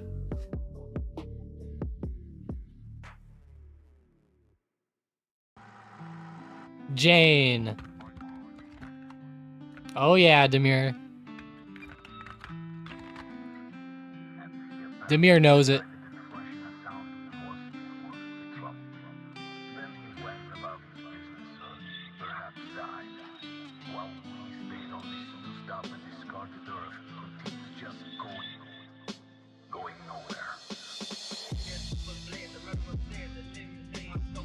Yeah, she's big chillin' for sure. Some of those pictures look awesome, man. I know she's a good photographer, but still, those pictures, just beautiful where she is.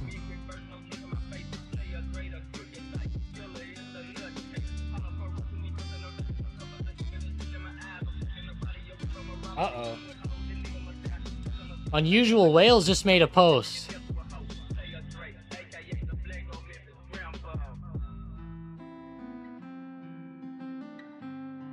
Wow, look at this. Unusual Whales made another post about insider trading here.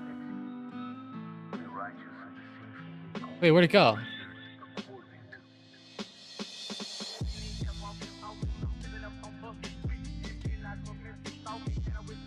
Oh, never mind. This was actually yesterday with Pelosi, but...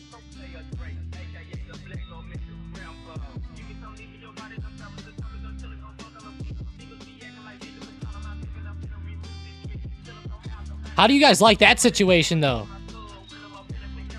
Like, they're all getting upset with Roaring Kitty for, like, insider trading and all that stuff, but... Wow.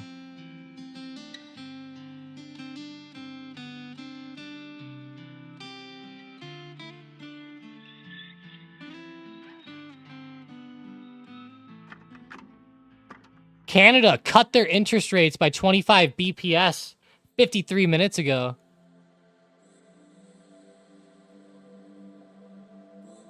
But yeah, how do you guys like that? The SEC starting to investigate all this Roaring Kitty stuff and GameStop. But, oh yeah, Pelosi can insider trade. Oh yeah, all these representatives can insider trade. That's right. Oh yeah.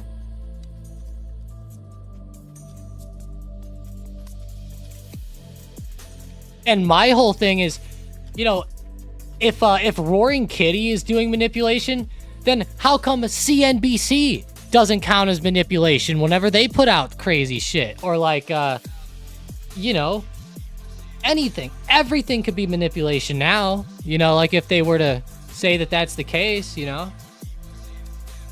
Anything's manipulation. Warren Buffett announcing that they're buying stocks is manipulation then, you know. I mean, it's like, holy shit, like, so dumb.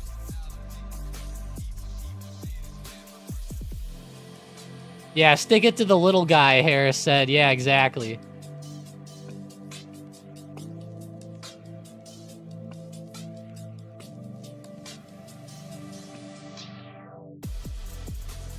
Yeah, nothing on Surge so far. Hopefully Surge can get one going here. Microsoft starting to go off on the SM bot, though. Right around 420. Elon's favorite number. All right. Yeah, exactly, Jay Harris. Kramer. That's manipulation then, too. Like, let's say Kramer owns Apple stock, and then he talks about Apple. Like, what? Like...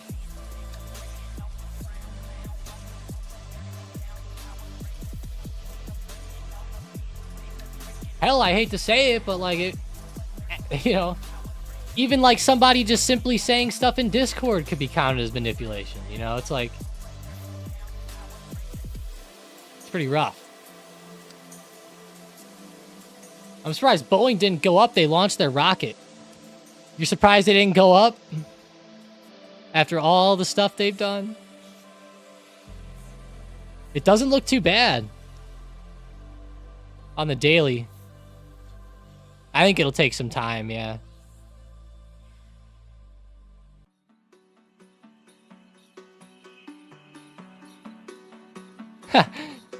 Tangy said Kramer can't legally own stock anymore.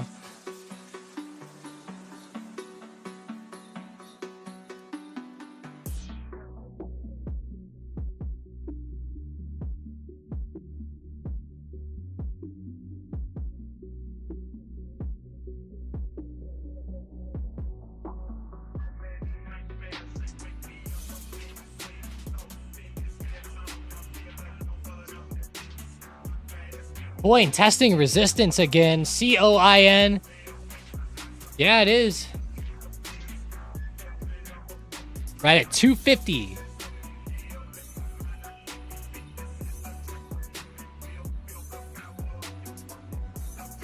Let's go look at Bitcoin. BTC USD, right around that 71,300, 71,400 mark. A lot of resistance around here over the past couple weeks.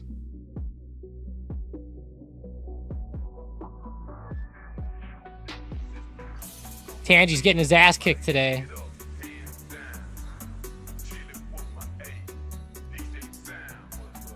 The rocket launch is live, is it? Oh, wow. Staging was good. You have good control. And now the second stage's 2 Centaur engines have ignited to continue pushing Starliner into space, fueled by liquid hydrogen and liquid oxygen. The next milestone that we'll be watching for is the aeroskirt jettison.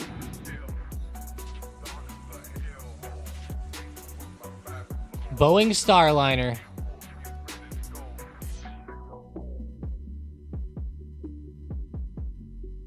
SpaceX isn't gonna like this news.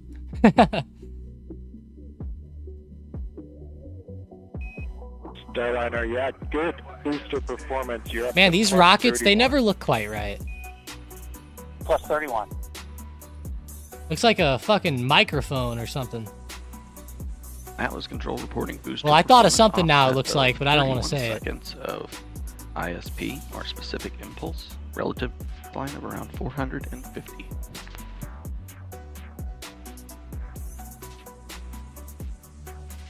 Is that it? Let's go back in time and watch it actually take off from the platform. Here we go. Let's watch this. 10, 9, 8, 7. That's a quick 6, countdown. 5, 4, 3, 2, 1. Ignition. And liftoff of Starliner and Atlas V, carrying 2 American heroes, drawing a line to the stars for all of us.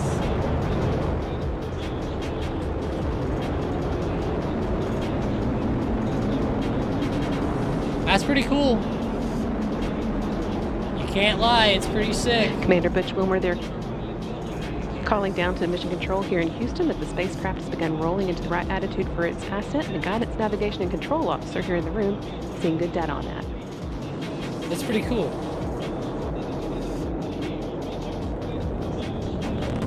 CM said it looks like a magic wand. It does look like it came out of the Kerbal Space Program. Starliner passing through max Q. All right.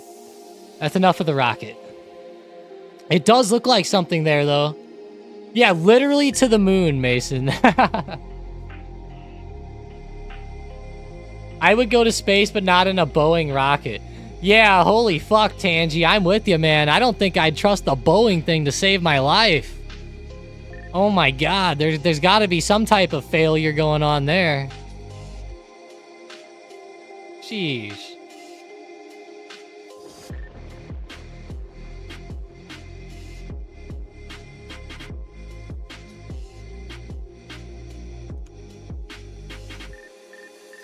What if the rocket fails and then we get news like a week later?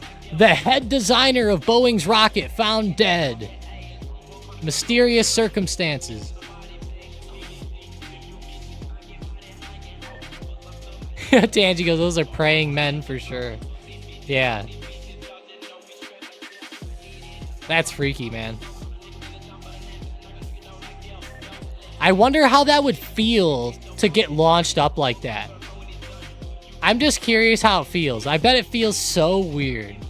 I couldn't even imagine what it feels like.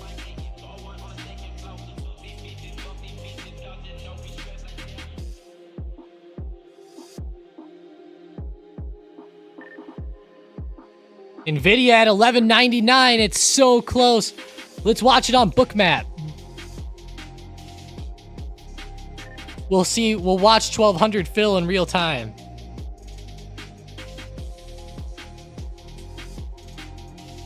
Hopefully.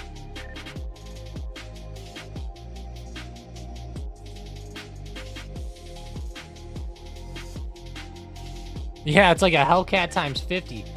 Yeah, maybe even more. I don't know.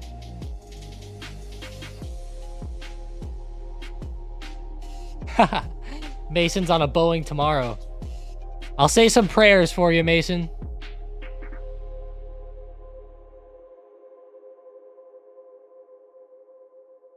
Yeah, you're probably right, Dan. It probably feels so weird. Siam said SLV pop up. Nvidia's trying to get through 1200. Let's go look at silver on the daily. Dipping down pretty good. I don't love it for a huge pop or anything today. It's not bad. It just seems like more consolidation than anything. Over any, like, true moves.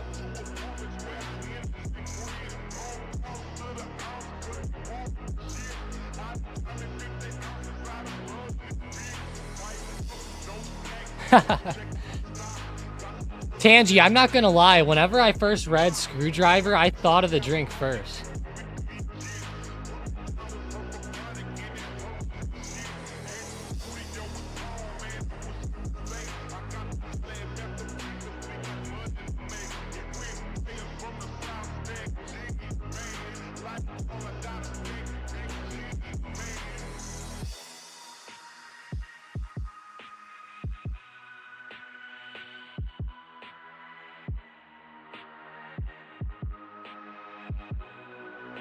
You know what's really wild for me to think about? The other night, it was my daughter's 6-month birthday. I cannot believe that it's been 6 months since I've had our daughter. Since we've had our daughter already. I guess I didn't have her, but... or maybe I did, who knows?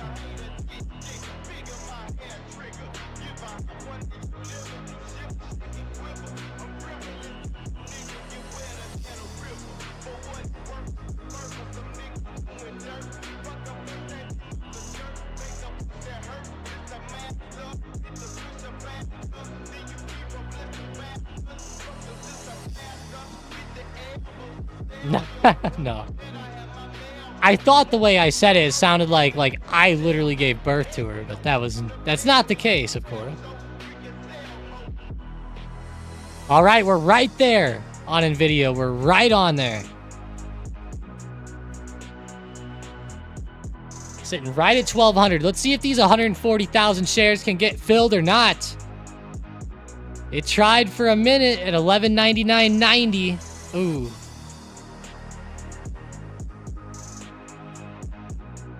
$49 votes today. Everyone says that we'll be at new all-time highs this week.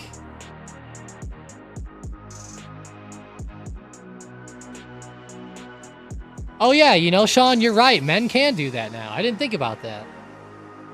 Huh. Maybe I should have tried. Mason, what show is that always called that those like little clips are coming out of? Oh, it's like divorce court or something, or come on now, Nvidia. Don't you dare.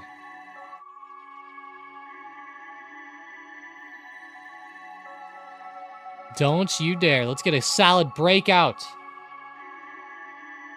All right, here we go. It'll be quick when it happens.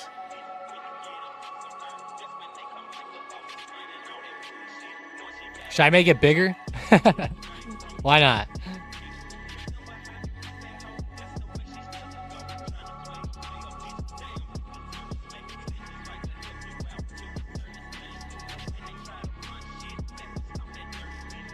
Mason said that is not what I thought it's called. The Mari Show? What?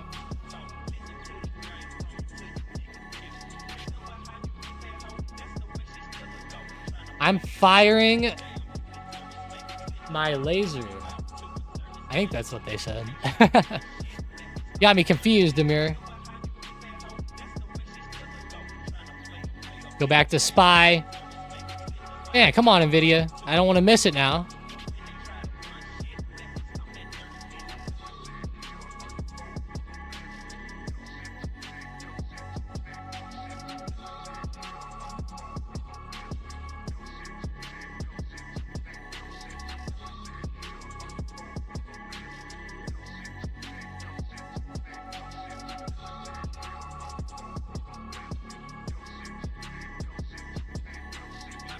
Demir said it's a meme from a long time ago. Yeah, I feel you there.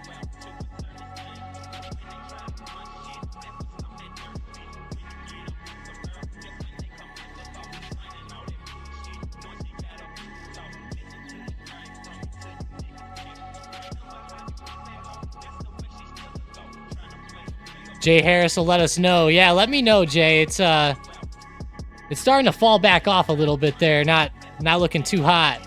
We're still watching that though very closely at 1200. Very close. Man, it is hot in our room today.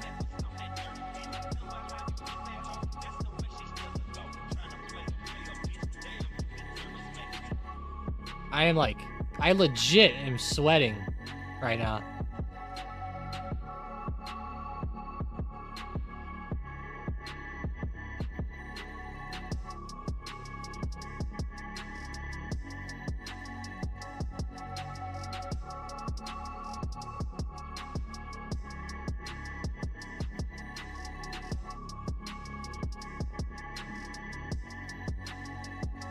St. Louis hot?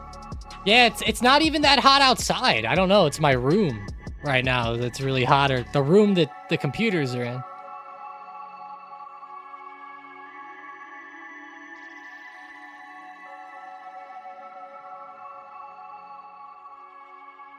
Man. Nvidia turning back over. Looks like resistance is holding up for now. Damn, that's too bad. Now, it's not down a ton, but, you know, it is down a little bit. Yeah, it's going, Harris. The AC is going. Yeah, for some reason today, it's a lot hotter than it has been. Maybe the computer is getting hot. I'll tell you, if you try to play like Escape from Tarkov or something on 4K, and this room will be 80 degrees before you know it.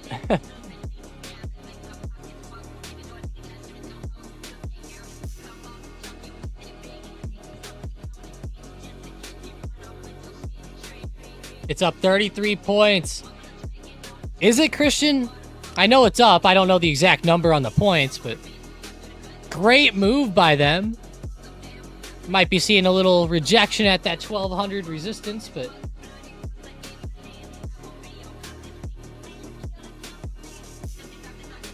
overall, great move on the day, that's for sure. Let's go see SMCI.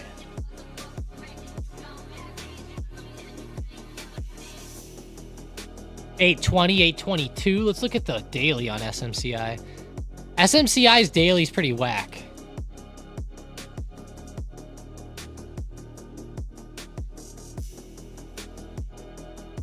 Yeah, it's kind of holding the bottom of the range pretty well, though. Might not be bad for the next few days. You know, I'll go into it on the next few days with a bullish bias and keep watching for those intraday pops back. Something back up to like 900 plus would be pretty nice.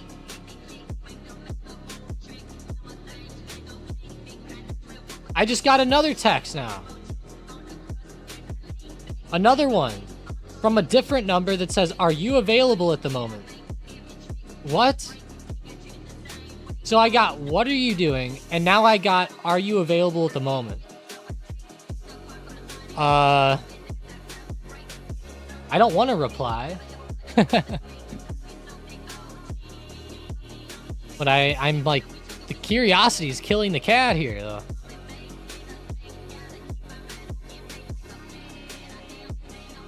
I'm always scared to reply, because, like, if you reply something, I've heard that they can use your answer for shit. Like, if they'll say, like, "Hey, are you into trading stocks?" and you reply, "Yes." Like, they'll take that yes answer and use it for something or something. It's weird. Yeah, I guess I'll ignore them. It's a mirror unless it's a chick. Yeah, it's weird, man. Let me block these people, I guess.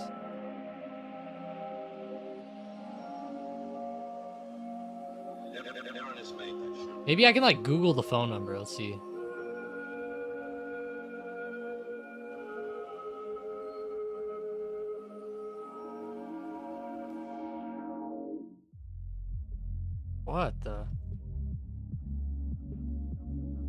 Yeah, I don't know.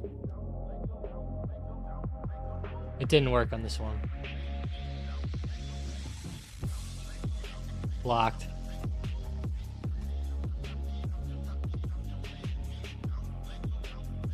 You guys should text me. That'd be fun. We should get a big group text going.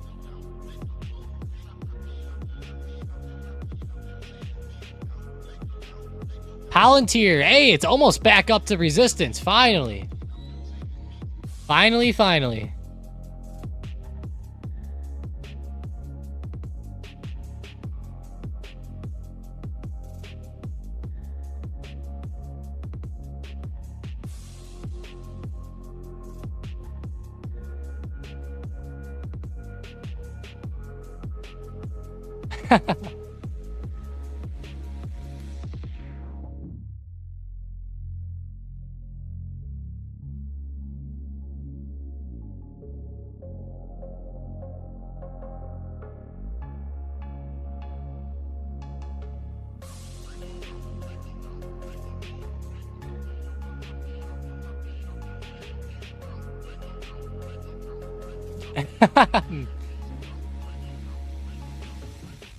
Manny in the Discord's got me laughing.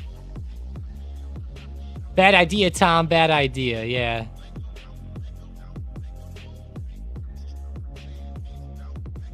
Sell them a used car you don't have? That'd be funny.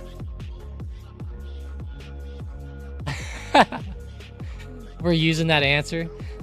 That'd be funny, Mason. They'll send me like a lawsuit. Ooh, Nvidia got close again.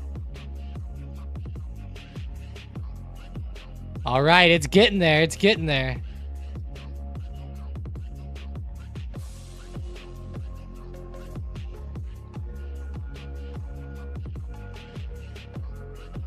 Yeah, with notifications off, for sure. I don't think I'm in one group text that I leave notifications on.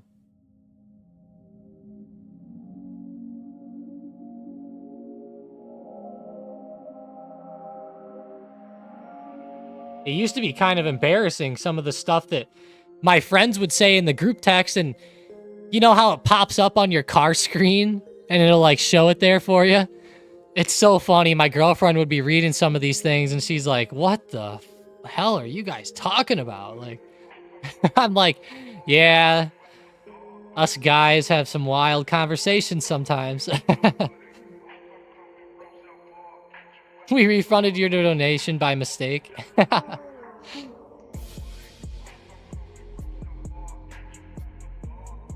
You're almost out of time, Tom. I have to linger longer. I definitely am. I'm waiting for 1200. See what happens here. 100%.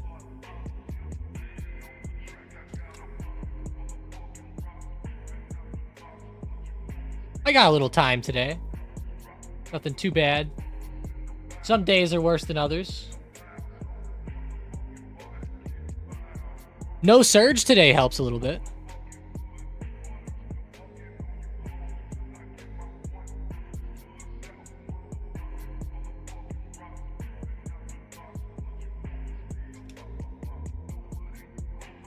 Did I just read QQQs at all-time highs?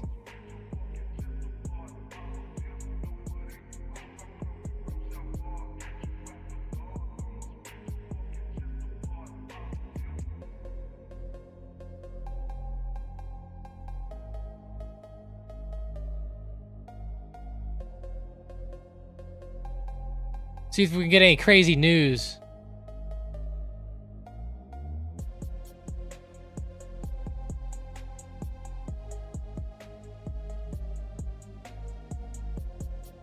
CNBC says I need to allow ads. How about no? Continue. What the hell?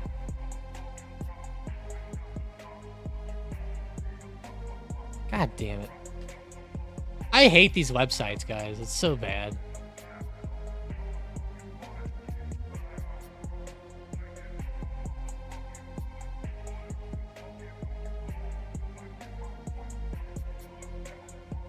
I can't even, like, look at this. This is so bad. You guys are gonna laugh at me. It won't let me read. on CNBC at all. And I even go and I turn the ad blocker off. Look, resume ad blocking. So it's off right now. Is it going to work this time? Oh, wow.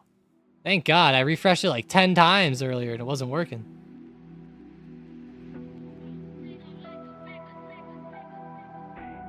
It's pretty annoying, honestly. Dollar Tree exploring sale of Family Dollar. Why would they do that?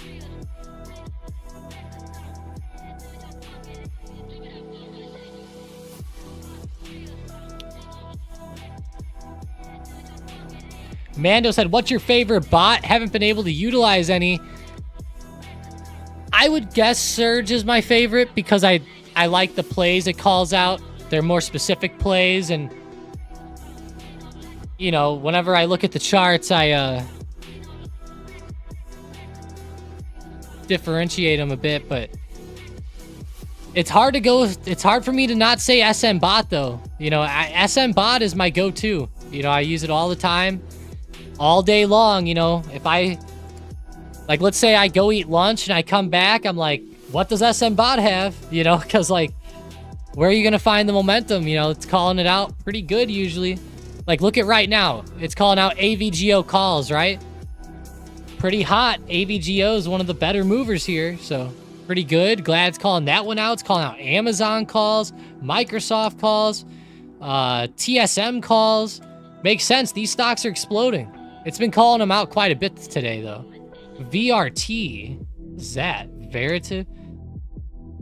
I don't even know what this one is. 5.2%. I've heard of it, but I just don't know what they do. VRT.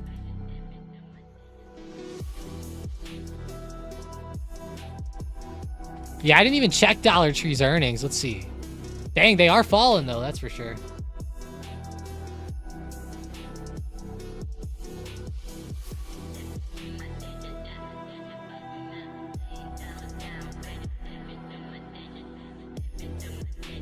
All right, Nvidia, did you break? Nope.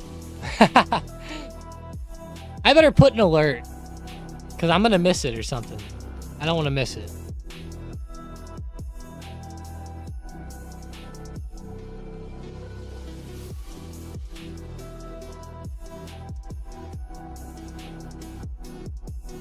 Yeah, the new bot counter is awesome.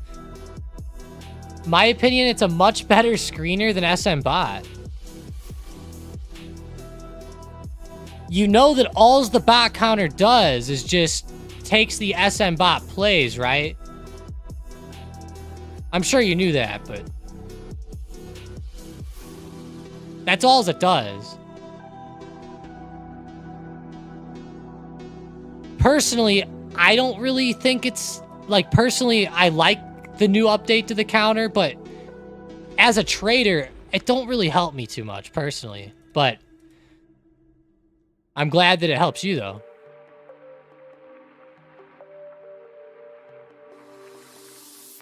Okay, I figured you knew that. I was like, man, I gotta make sure, because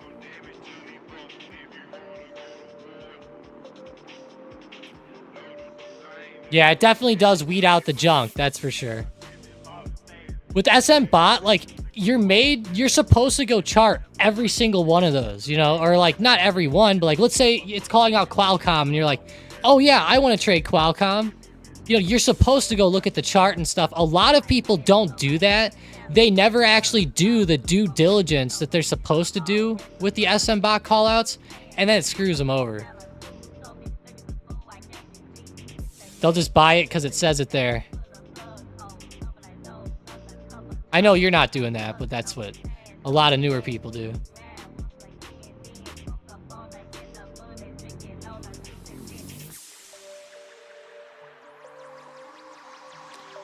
What's your opinion on NVAX? Novavax. Looks like it got a little too high today. Personally, not my favorite move here. I wouldn't really be surprised though if it came back up to like retest like 2190 to 22.20, somewhere between there. It's up 21% though. What the hell?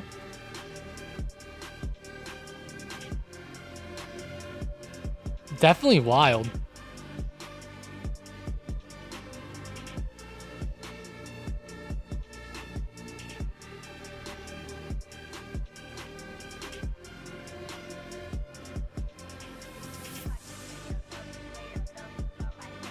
Yeah, exactly, Unite. Exactly. Mando said, so you're telling me I shouldn't have bought 10 contracts of ARM like it said? I mean, it definitely didn't say to buy 10 contracts. I can tell you that. I don't know if 10 contracts is a lot for you or not. But, yeah, definitely not that well, it just depends on your risk tolerance, but definitely it wasn't saying to buy 10 ARM calls. But yes, you're never supposed to just buy it because it says it. You're definitely supposed to use it more like a screener, kind of like what Unite said. Check each chart, assess your risk tolerance from there, check support, check resistance, look at the momentum, say, hey, is this thing too overextended right now, or is there room? You know, are we getting a breakout, or are we at an exact double top? Should I wait for it to break a certain level first? Where should I put my stop? What are big supports underneath? Maybe that'll help you with stops. Lots of situations, lots of due diligence should be going into those. Now, obviously, each person's different on exactly what they look at, but personally, I'm more of just momentum. I like to see good levels break and then good continuations there. Like right now on a lot of these plays that it's calling out, they're way too high already. You know, but if we go back to like around like when the market opened today or something. Let me go back a little bit here. Yeah, here we go. Like, let's say I go back out to like 9:14 this morning. You know, I was calling it out like AMD and GameStop and others like that. Like, that's where the opportunity was, in my opinion, today. Because these stocks ran so much. Now they're getting to the point of just slowing up. So, it's, you know, if you're going to be watching the SM bot for the rest of the day today, watch it cautiously. You know, watch it. Make sure that you see the momentum. Like, for example, if it's calling out like Microsoft calls, like it is right now, MSFT, you know, there's a little double top here. Make that double top break first. You know, if this doesn't break, don't enter. As simple as that. You know, like little things like that are what you should be looking for. Mando was kidding. Oh, yeah, that's cool. But I was answering Unite's question too. But that is funny, Mando. You got me. 10 contracts of ARM. You could, though, if it lined up right for you. At the end of the day. Jason does research on Surge, too. Yeah, and I don't blame you, Jason. I do as well. I will say this, though. A lot of people out there, they'll pick and choose which Surge bot plays to play. And then a lot of times that'll cause them to actually miss some of the better plays that are crucial for making up for L's and stuff. So, but I do it too, Jason. Don't worry. For the newer people out there, though, just be a little, make sure you're skilled with your research, you know.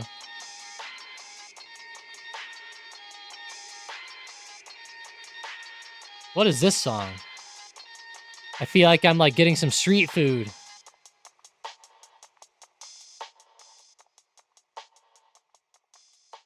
Mando said, basically it's just telling you to keep your eye on it.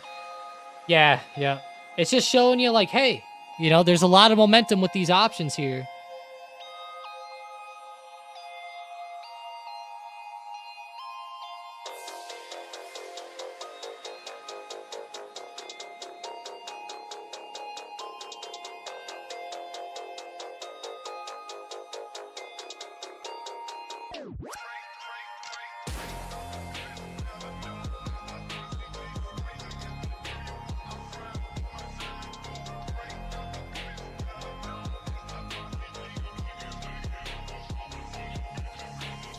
Green now, Carp Club in effect. My trading account has been positive and negative. Let's go see Palantir. Yeah, Nvidia's still rejecting here at that high around 1200. Too bad. So sad, I guess, for that one. Good move overall in the day, though. Got to give it some positivity there. Maybe it can break it later on, but it is starting to consolidate and pull back a little bit.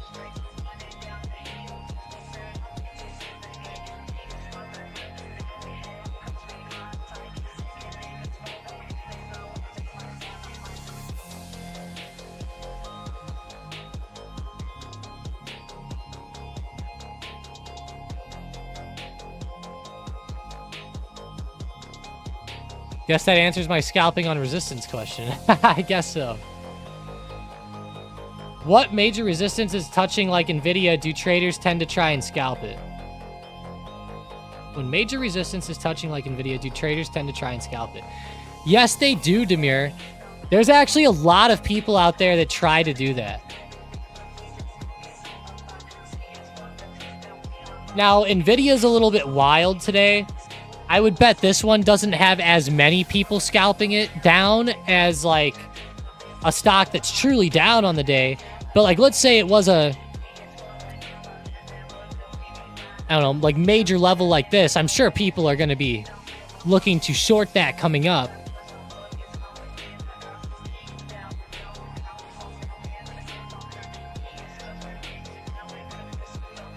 I think the best time to scalp off of resistance is whenever you find something that's range bound.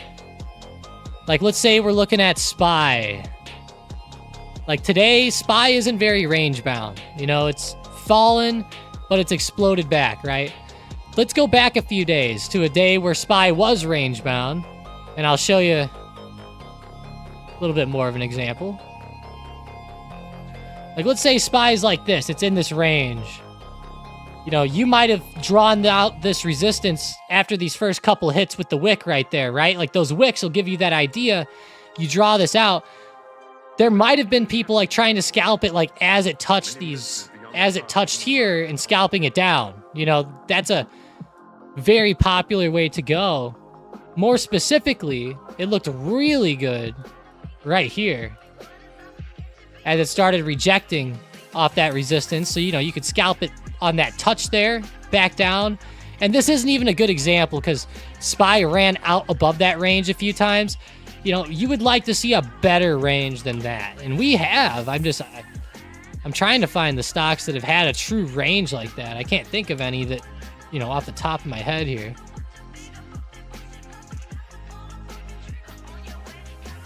There you go, like this on Nvidia even.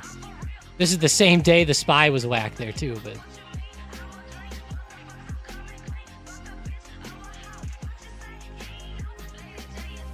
You know, like maybe you're scalping it down off of this, right? Off of this resistance. A couple times, right? There were a couple opportunities there. Just always realize, you know, resistances will probably eventually break, and when they do, you just have to be prepared for that. But scalping at resistance is awesome because you can actually keep risk-reward ratio really, really good. You know, you can put a stop just barely above the resistance and then target to the downside however much you want, really.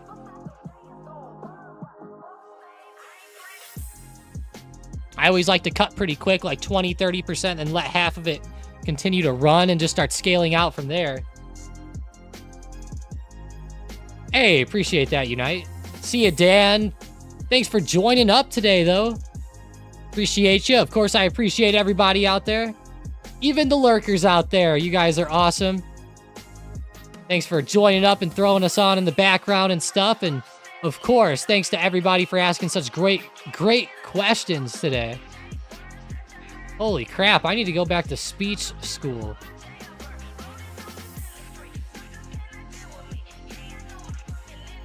I never went to speech school, but maybe I need to go. Note, Quad X is now SPY U 4X leverage. Yeah, Tangy, that one's been pretty hot. Or, it's hard for me to type 4X's. Wait. Oh, it's Spy U. Now I see what you mean. Okay. Huh. That's kind of weird. I wonder why they changed tickers. I kind of thought Quad X was kind of cool.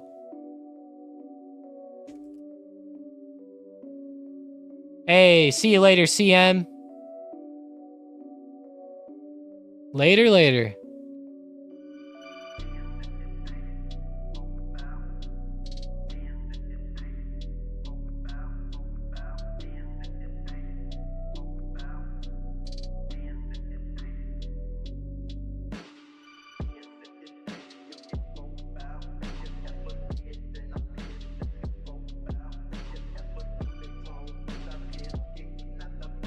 Your speech pattern hasn't gotten a little better than it was 3 years ago looking at the old stocked up videos.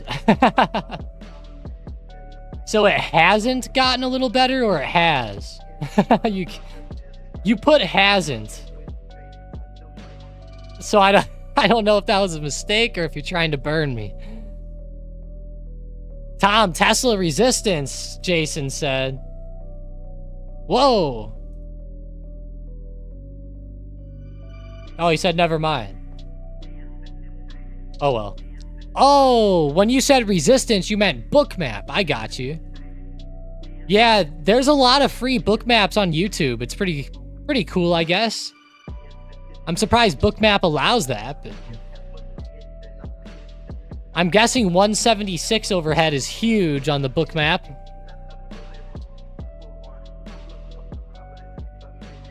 Yep. I was correct there. Nvidia is trading around 1198. Ooh, almost, oh, it's back to 1199. Are we gonna get a touch at 1200? Come on now.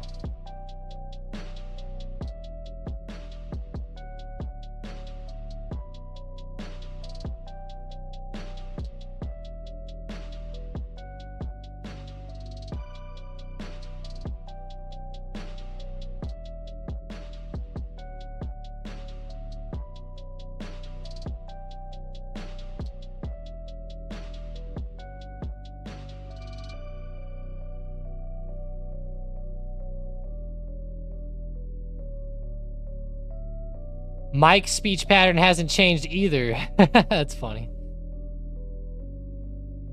Oh, you meant to say has. I see.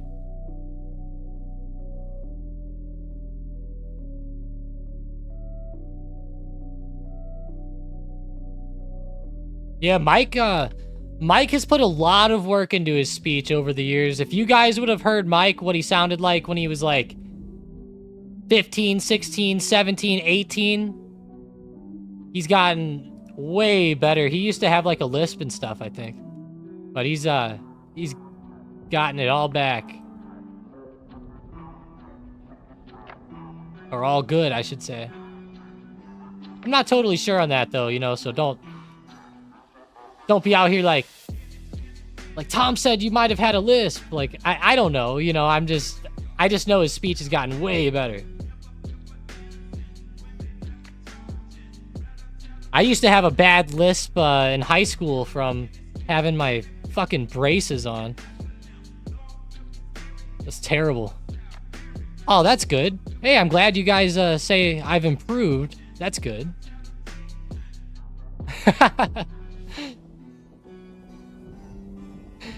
Yeah, like, I don't even know if I want to call it a lisp, but it's just improved. I don't know what you say. Make my day, Nvidia. Yeah, make my day. Make my day. We'll actually get Clint Eastwood out here for this one. Go ahead. Make my day. I love that button. That's a good one. What's that from? Dirty Harry?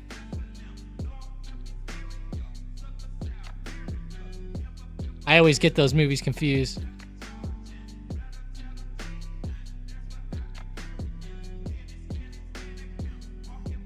I feel like mine is too, Jason. I don't know.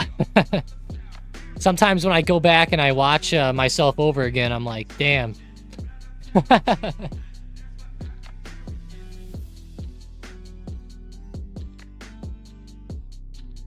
How dare I like that one.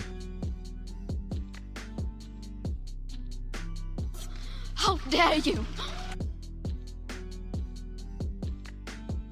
One of my favorites is my Billy Madison one. I'll play it for you guys real quick since we're talking about speech. Today, Junior! That's one of my all-time favorites there. Jason said, my voice is not for the radio. I feel you. The one thing I just wish with my voice is that it was deeper. You know, if I had to pick anything, if it was a little bit deeper, I think I'd be totally fine. I have the worst nasally nerdy voice, Jason said. Nvidia's at it again. Let's switch. It's so close. Thank you, Jay. Tangy said smoke. What, cigarettes? Or vapes? Smoke a few packs a day and it'll get deeper. Damn, maybe I'll have to try that, Mua. I didn't know that would do that. That's funny.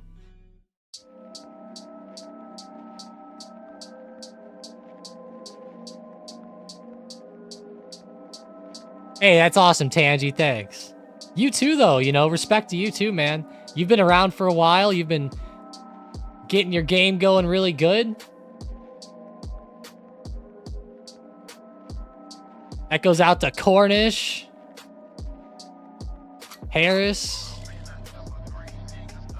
A couple of you guys have been around for like 4 years now, some of you. It's pretty nuts.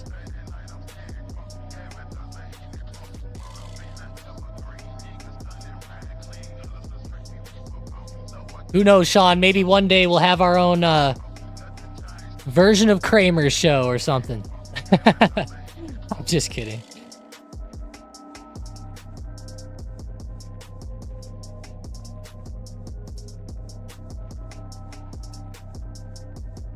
You know, it would be kind of neat to have a show like called like something with options, you know? Yeah, I know, Jay. Yeah.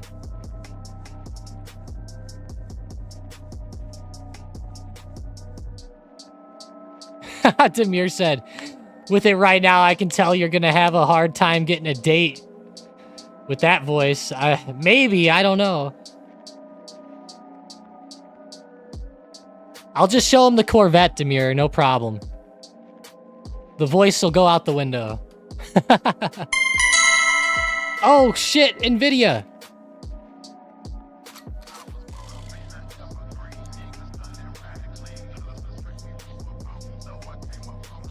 It's right there.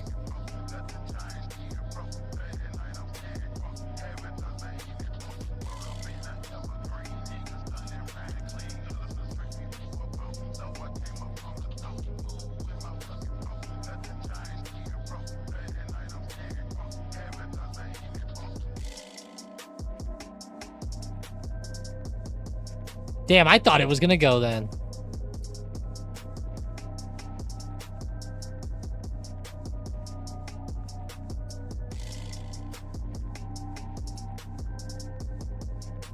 Tangy goes, I'm lucky I got a deep voice because I have a face for radio.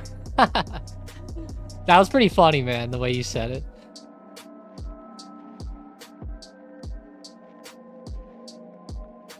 Yeah, I know, right, Harris? I wish. Tangy trailed out of Spy U. Let's go put another alert here. Let's hope Nvidia don't hit this while I'm watching this. Shit. It almost did it while I was on the other screen. There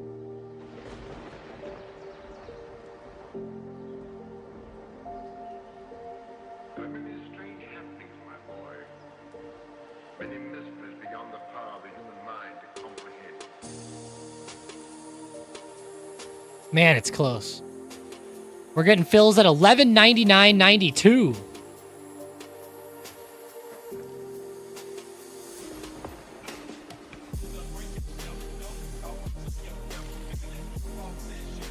Uh-oh. I think it's about to happen, guys. That's too much consolidation.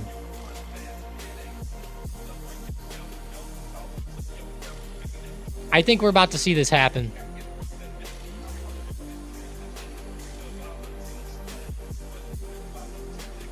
People are coming in now at 12:01.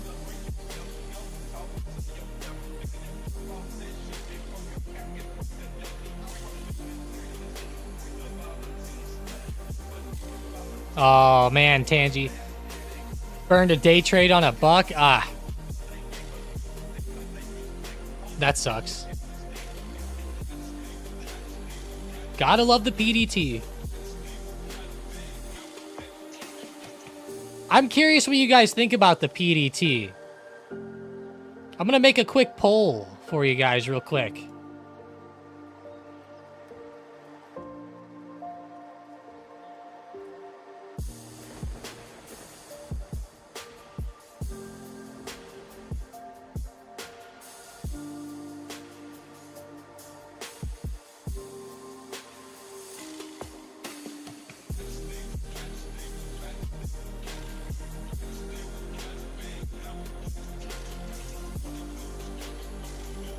I'm gonna put this out here.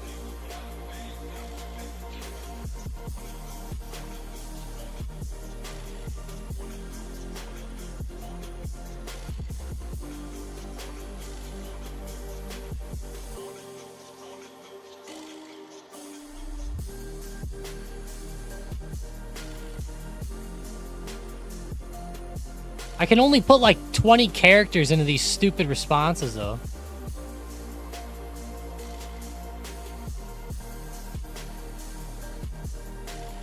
Because in the end of the day, PDT rule probably helps a lot of people. If it was unlimited for everyone, I would bet a lot of people would blow up pretty quick.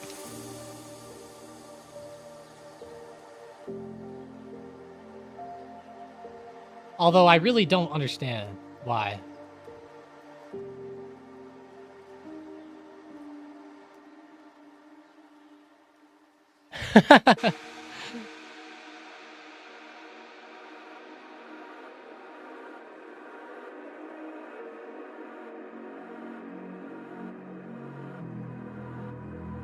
Oh my god.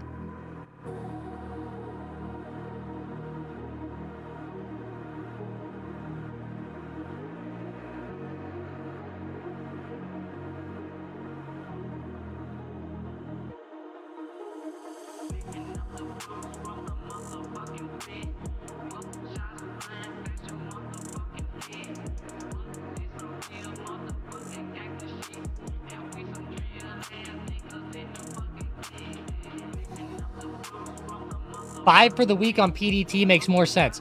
That makes a ton of sense, Sean. I don't get why you wouldn't have more, like 5 of them or something, right? It really doesn't make sense to me. You should be able to at least get 1 in a day, you know? Like, who came up with this rule?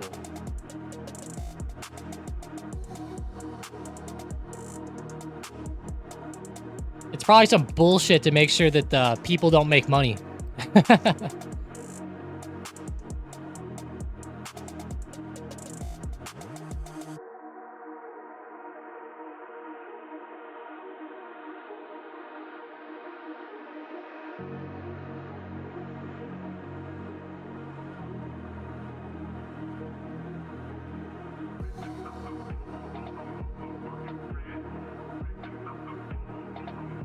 I agree with Cornish. Yeah, I'm with Cornish on this one, I think, too.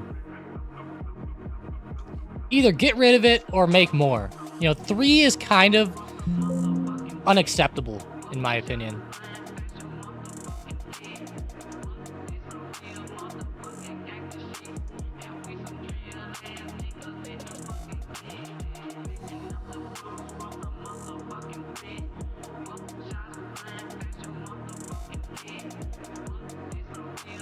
Man, come on, Nvidia. Let's go. I'm going to go back to SM bot now. Set up another alert, I guess.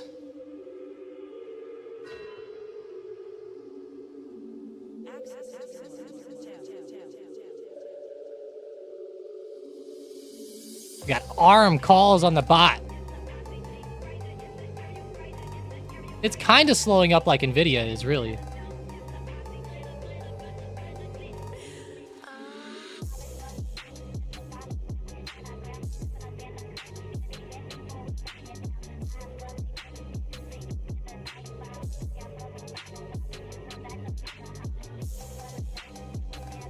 So should Congress.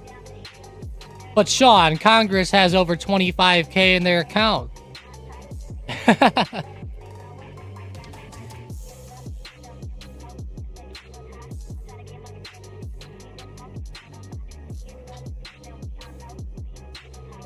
Hey, Mando, nice asking questions in the chat.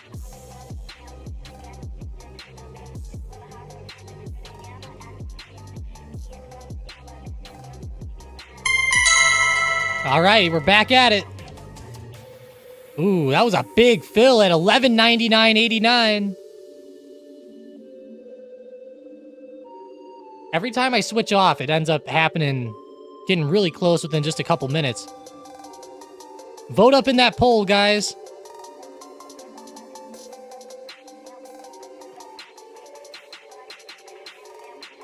Oh, man.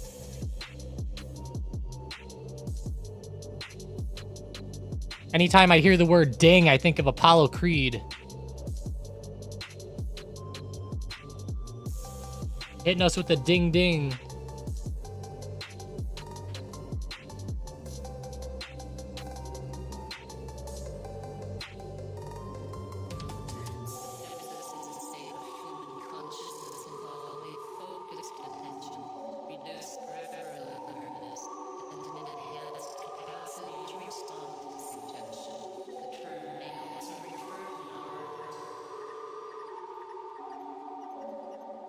So close.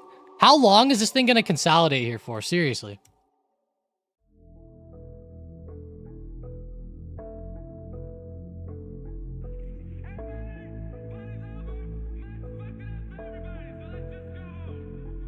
It's probably going to break out above it like instantaneously, you know, like it's not going to be like a chop. It'll probably be like one huge explosive candle that gets up through there if it happens.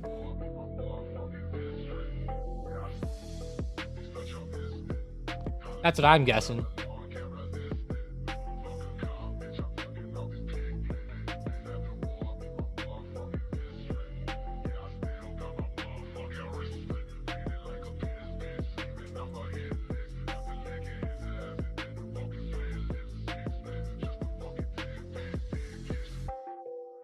Damn, Nvidia, that's tough overhead.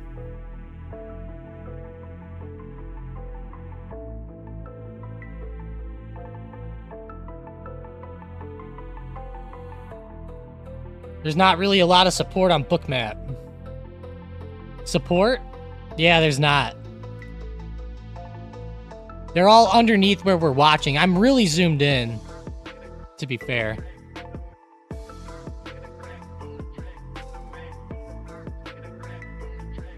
There is Demir, though, because orders are coming in the moment. You know, there's like volume hitting the tape, so to say.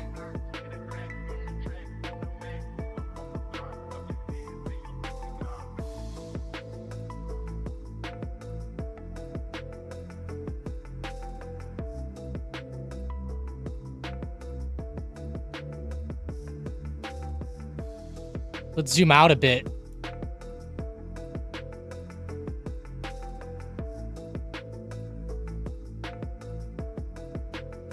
Like 1195. Yeah, very minor underneath though. I feel you.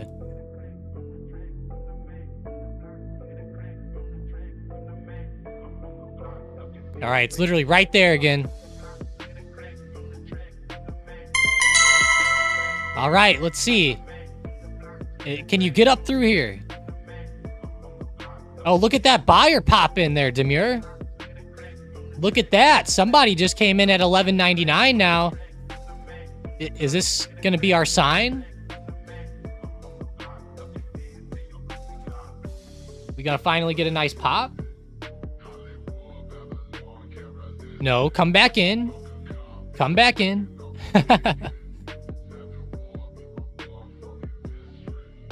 Hopefully people start popping in and out here to scare people into buying it up.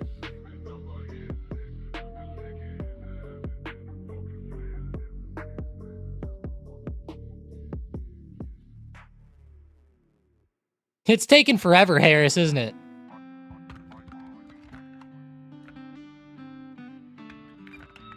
It's like they don't want it to happen today.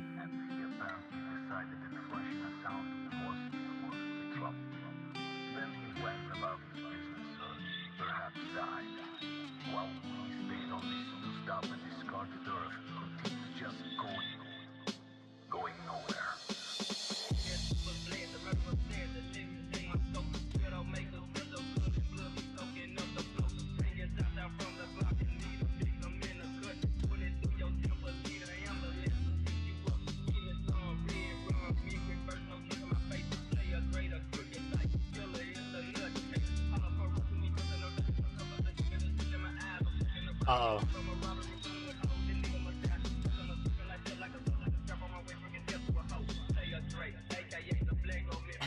Mason dealing with cicadas on his drive.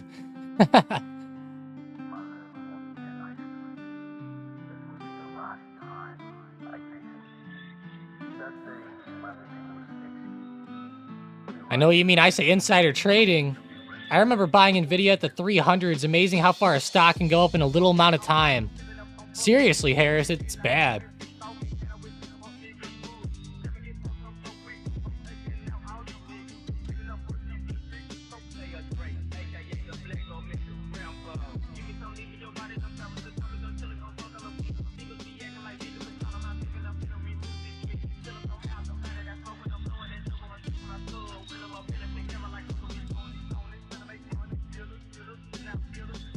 It's almost lunchtime over here. Yeah, it's almost lunchtime here, too. Sadly, I lost a couple pounds the last couple days. I need to eat a good lunch today.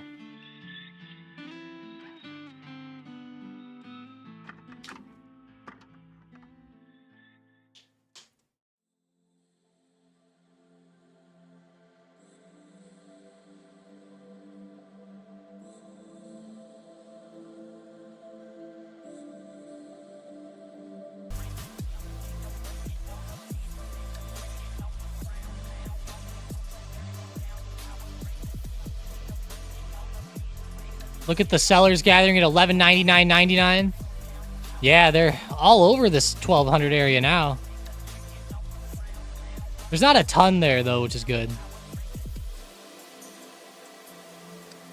Whoa, $11.99.40 now they hopped in at. Oh, man. Might start to see some solid rejection coming down. It really does, Demir. It really does. It's so annoying. I'll be real with you. It sucks.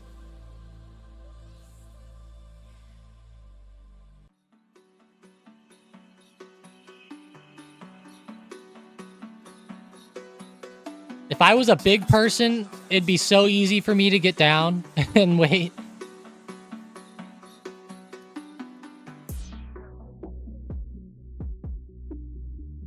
A lot of people think that I've talked to a few people, like some bodybuilder type people. And they say I might be a little bit too high strung as well. Like, for example, always thinking about everything and worrying about that stuff is like burning calories. And I'm like, what, really? And they're like, yeah. And I'm like, maybe. Called for a purpose, asked for Apple. Hey, falling down pretty good. Oh, definitely a support here at 196. That's pretty big. Underneath there, I see like 195.70. But 196 is pretty good. Reference this little wick touch from a couple hours ago, or an hour ago.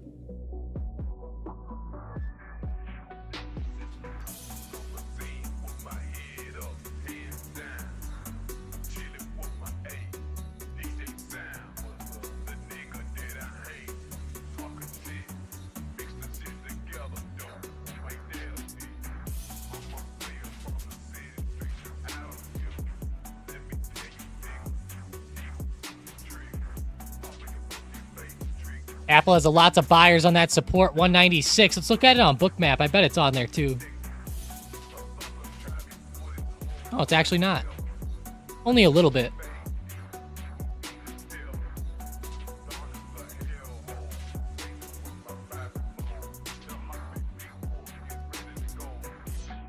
Nvidia is cutting into my lunch, Harris. That's funny.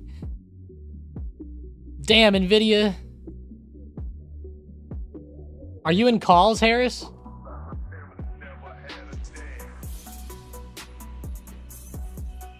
are you just watching it? Or do you own it at 300? Oh, nice. Shares.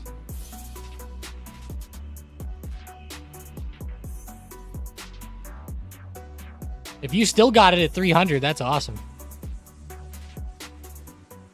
Uh-oh. Apple's support just gave out at 196.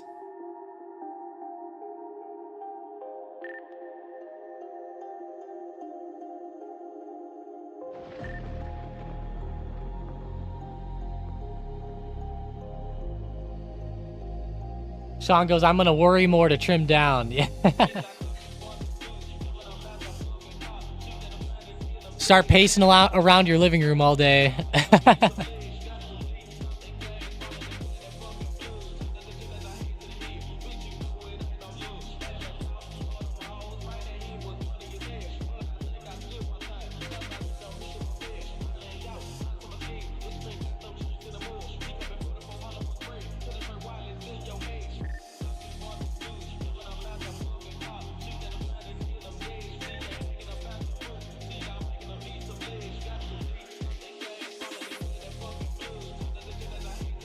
Go back to Nvidia. Yep, looks like we're gonna be in the chop zone for a while there. Switching back to SPY, it's starting to sell off a bit too. Damn, looks like 1200 might not get broken here in the short term. QQQ's roaring down. It might take a little while. Damn, look at that.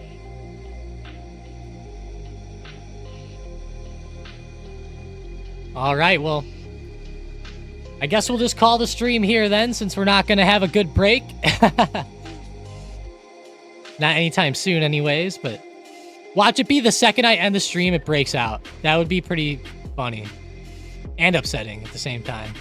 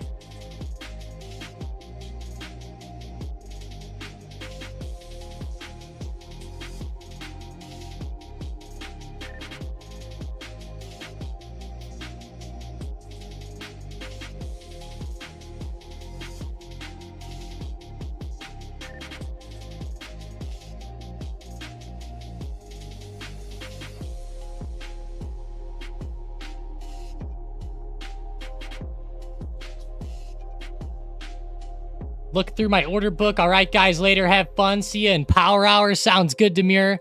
Yeah, see you guys. Sounds good. Thank you all for joining up this week. It's been a fun week so far. We're already on Wednesday. We have a lot of these stocks going nuts here in the short term. I hope to see you guys here tomorrow. When you join up tomorrow, smash that like. Let's see what we can get to on the like numbers tomorrow. That shit really does help.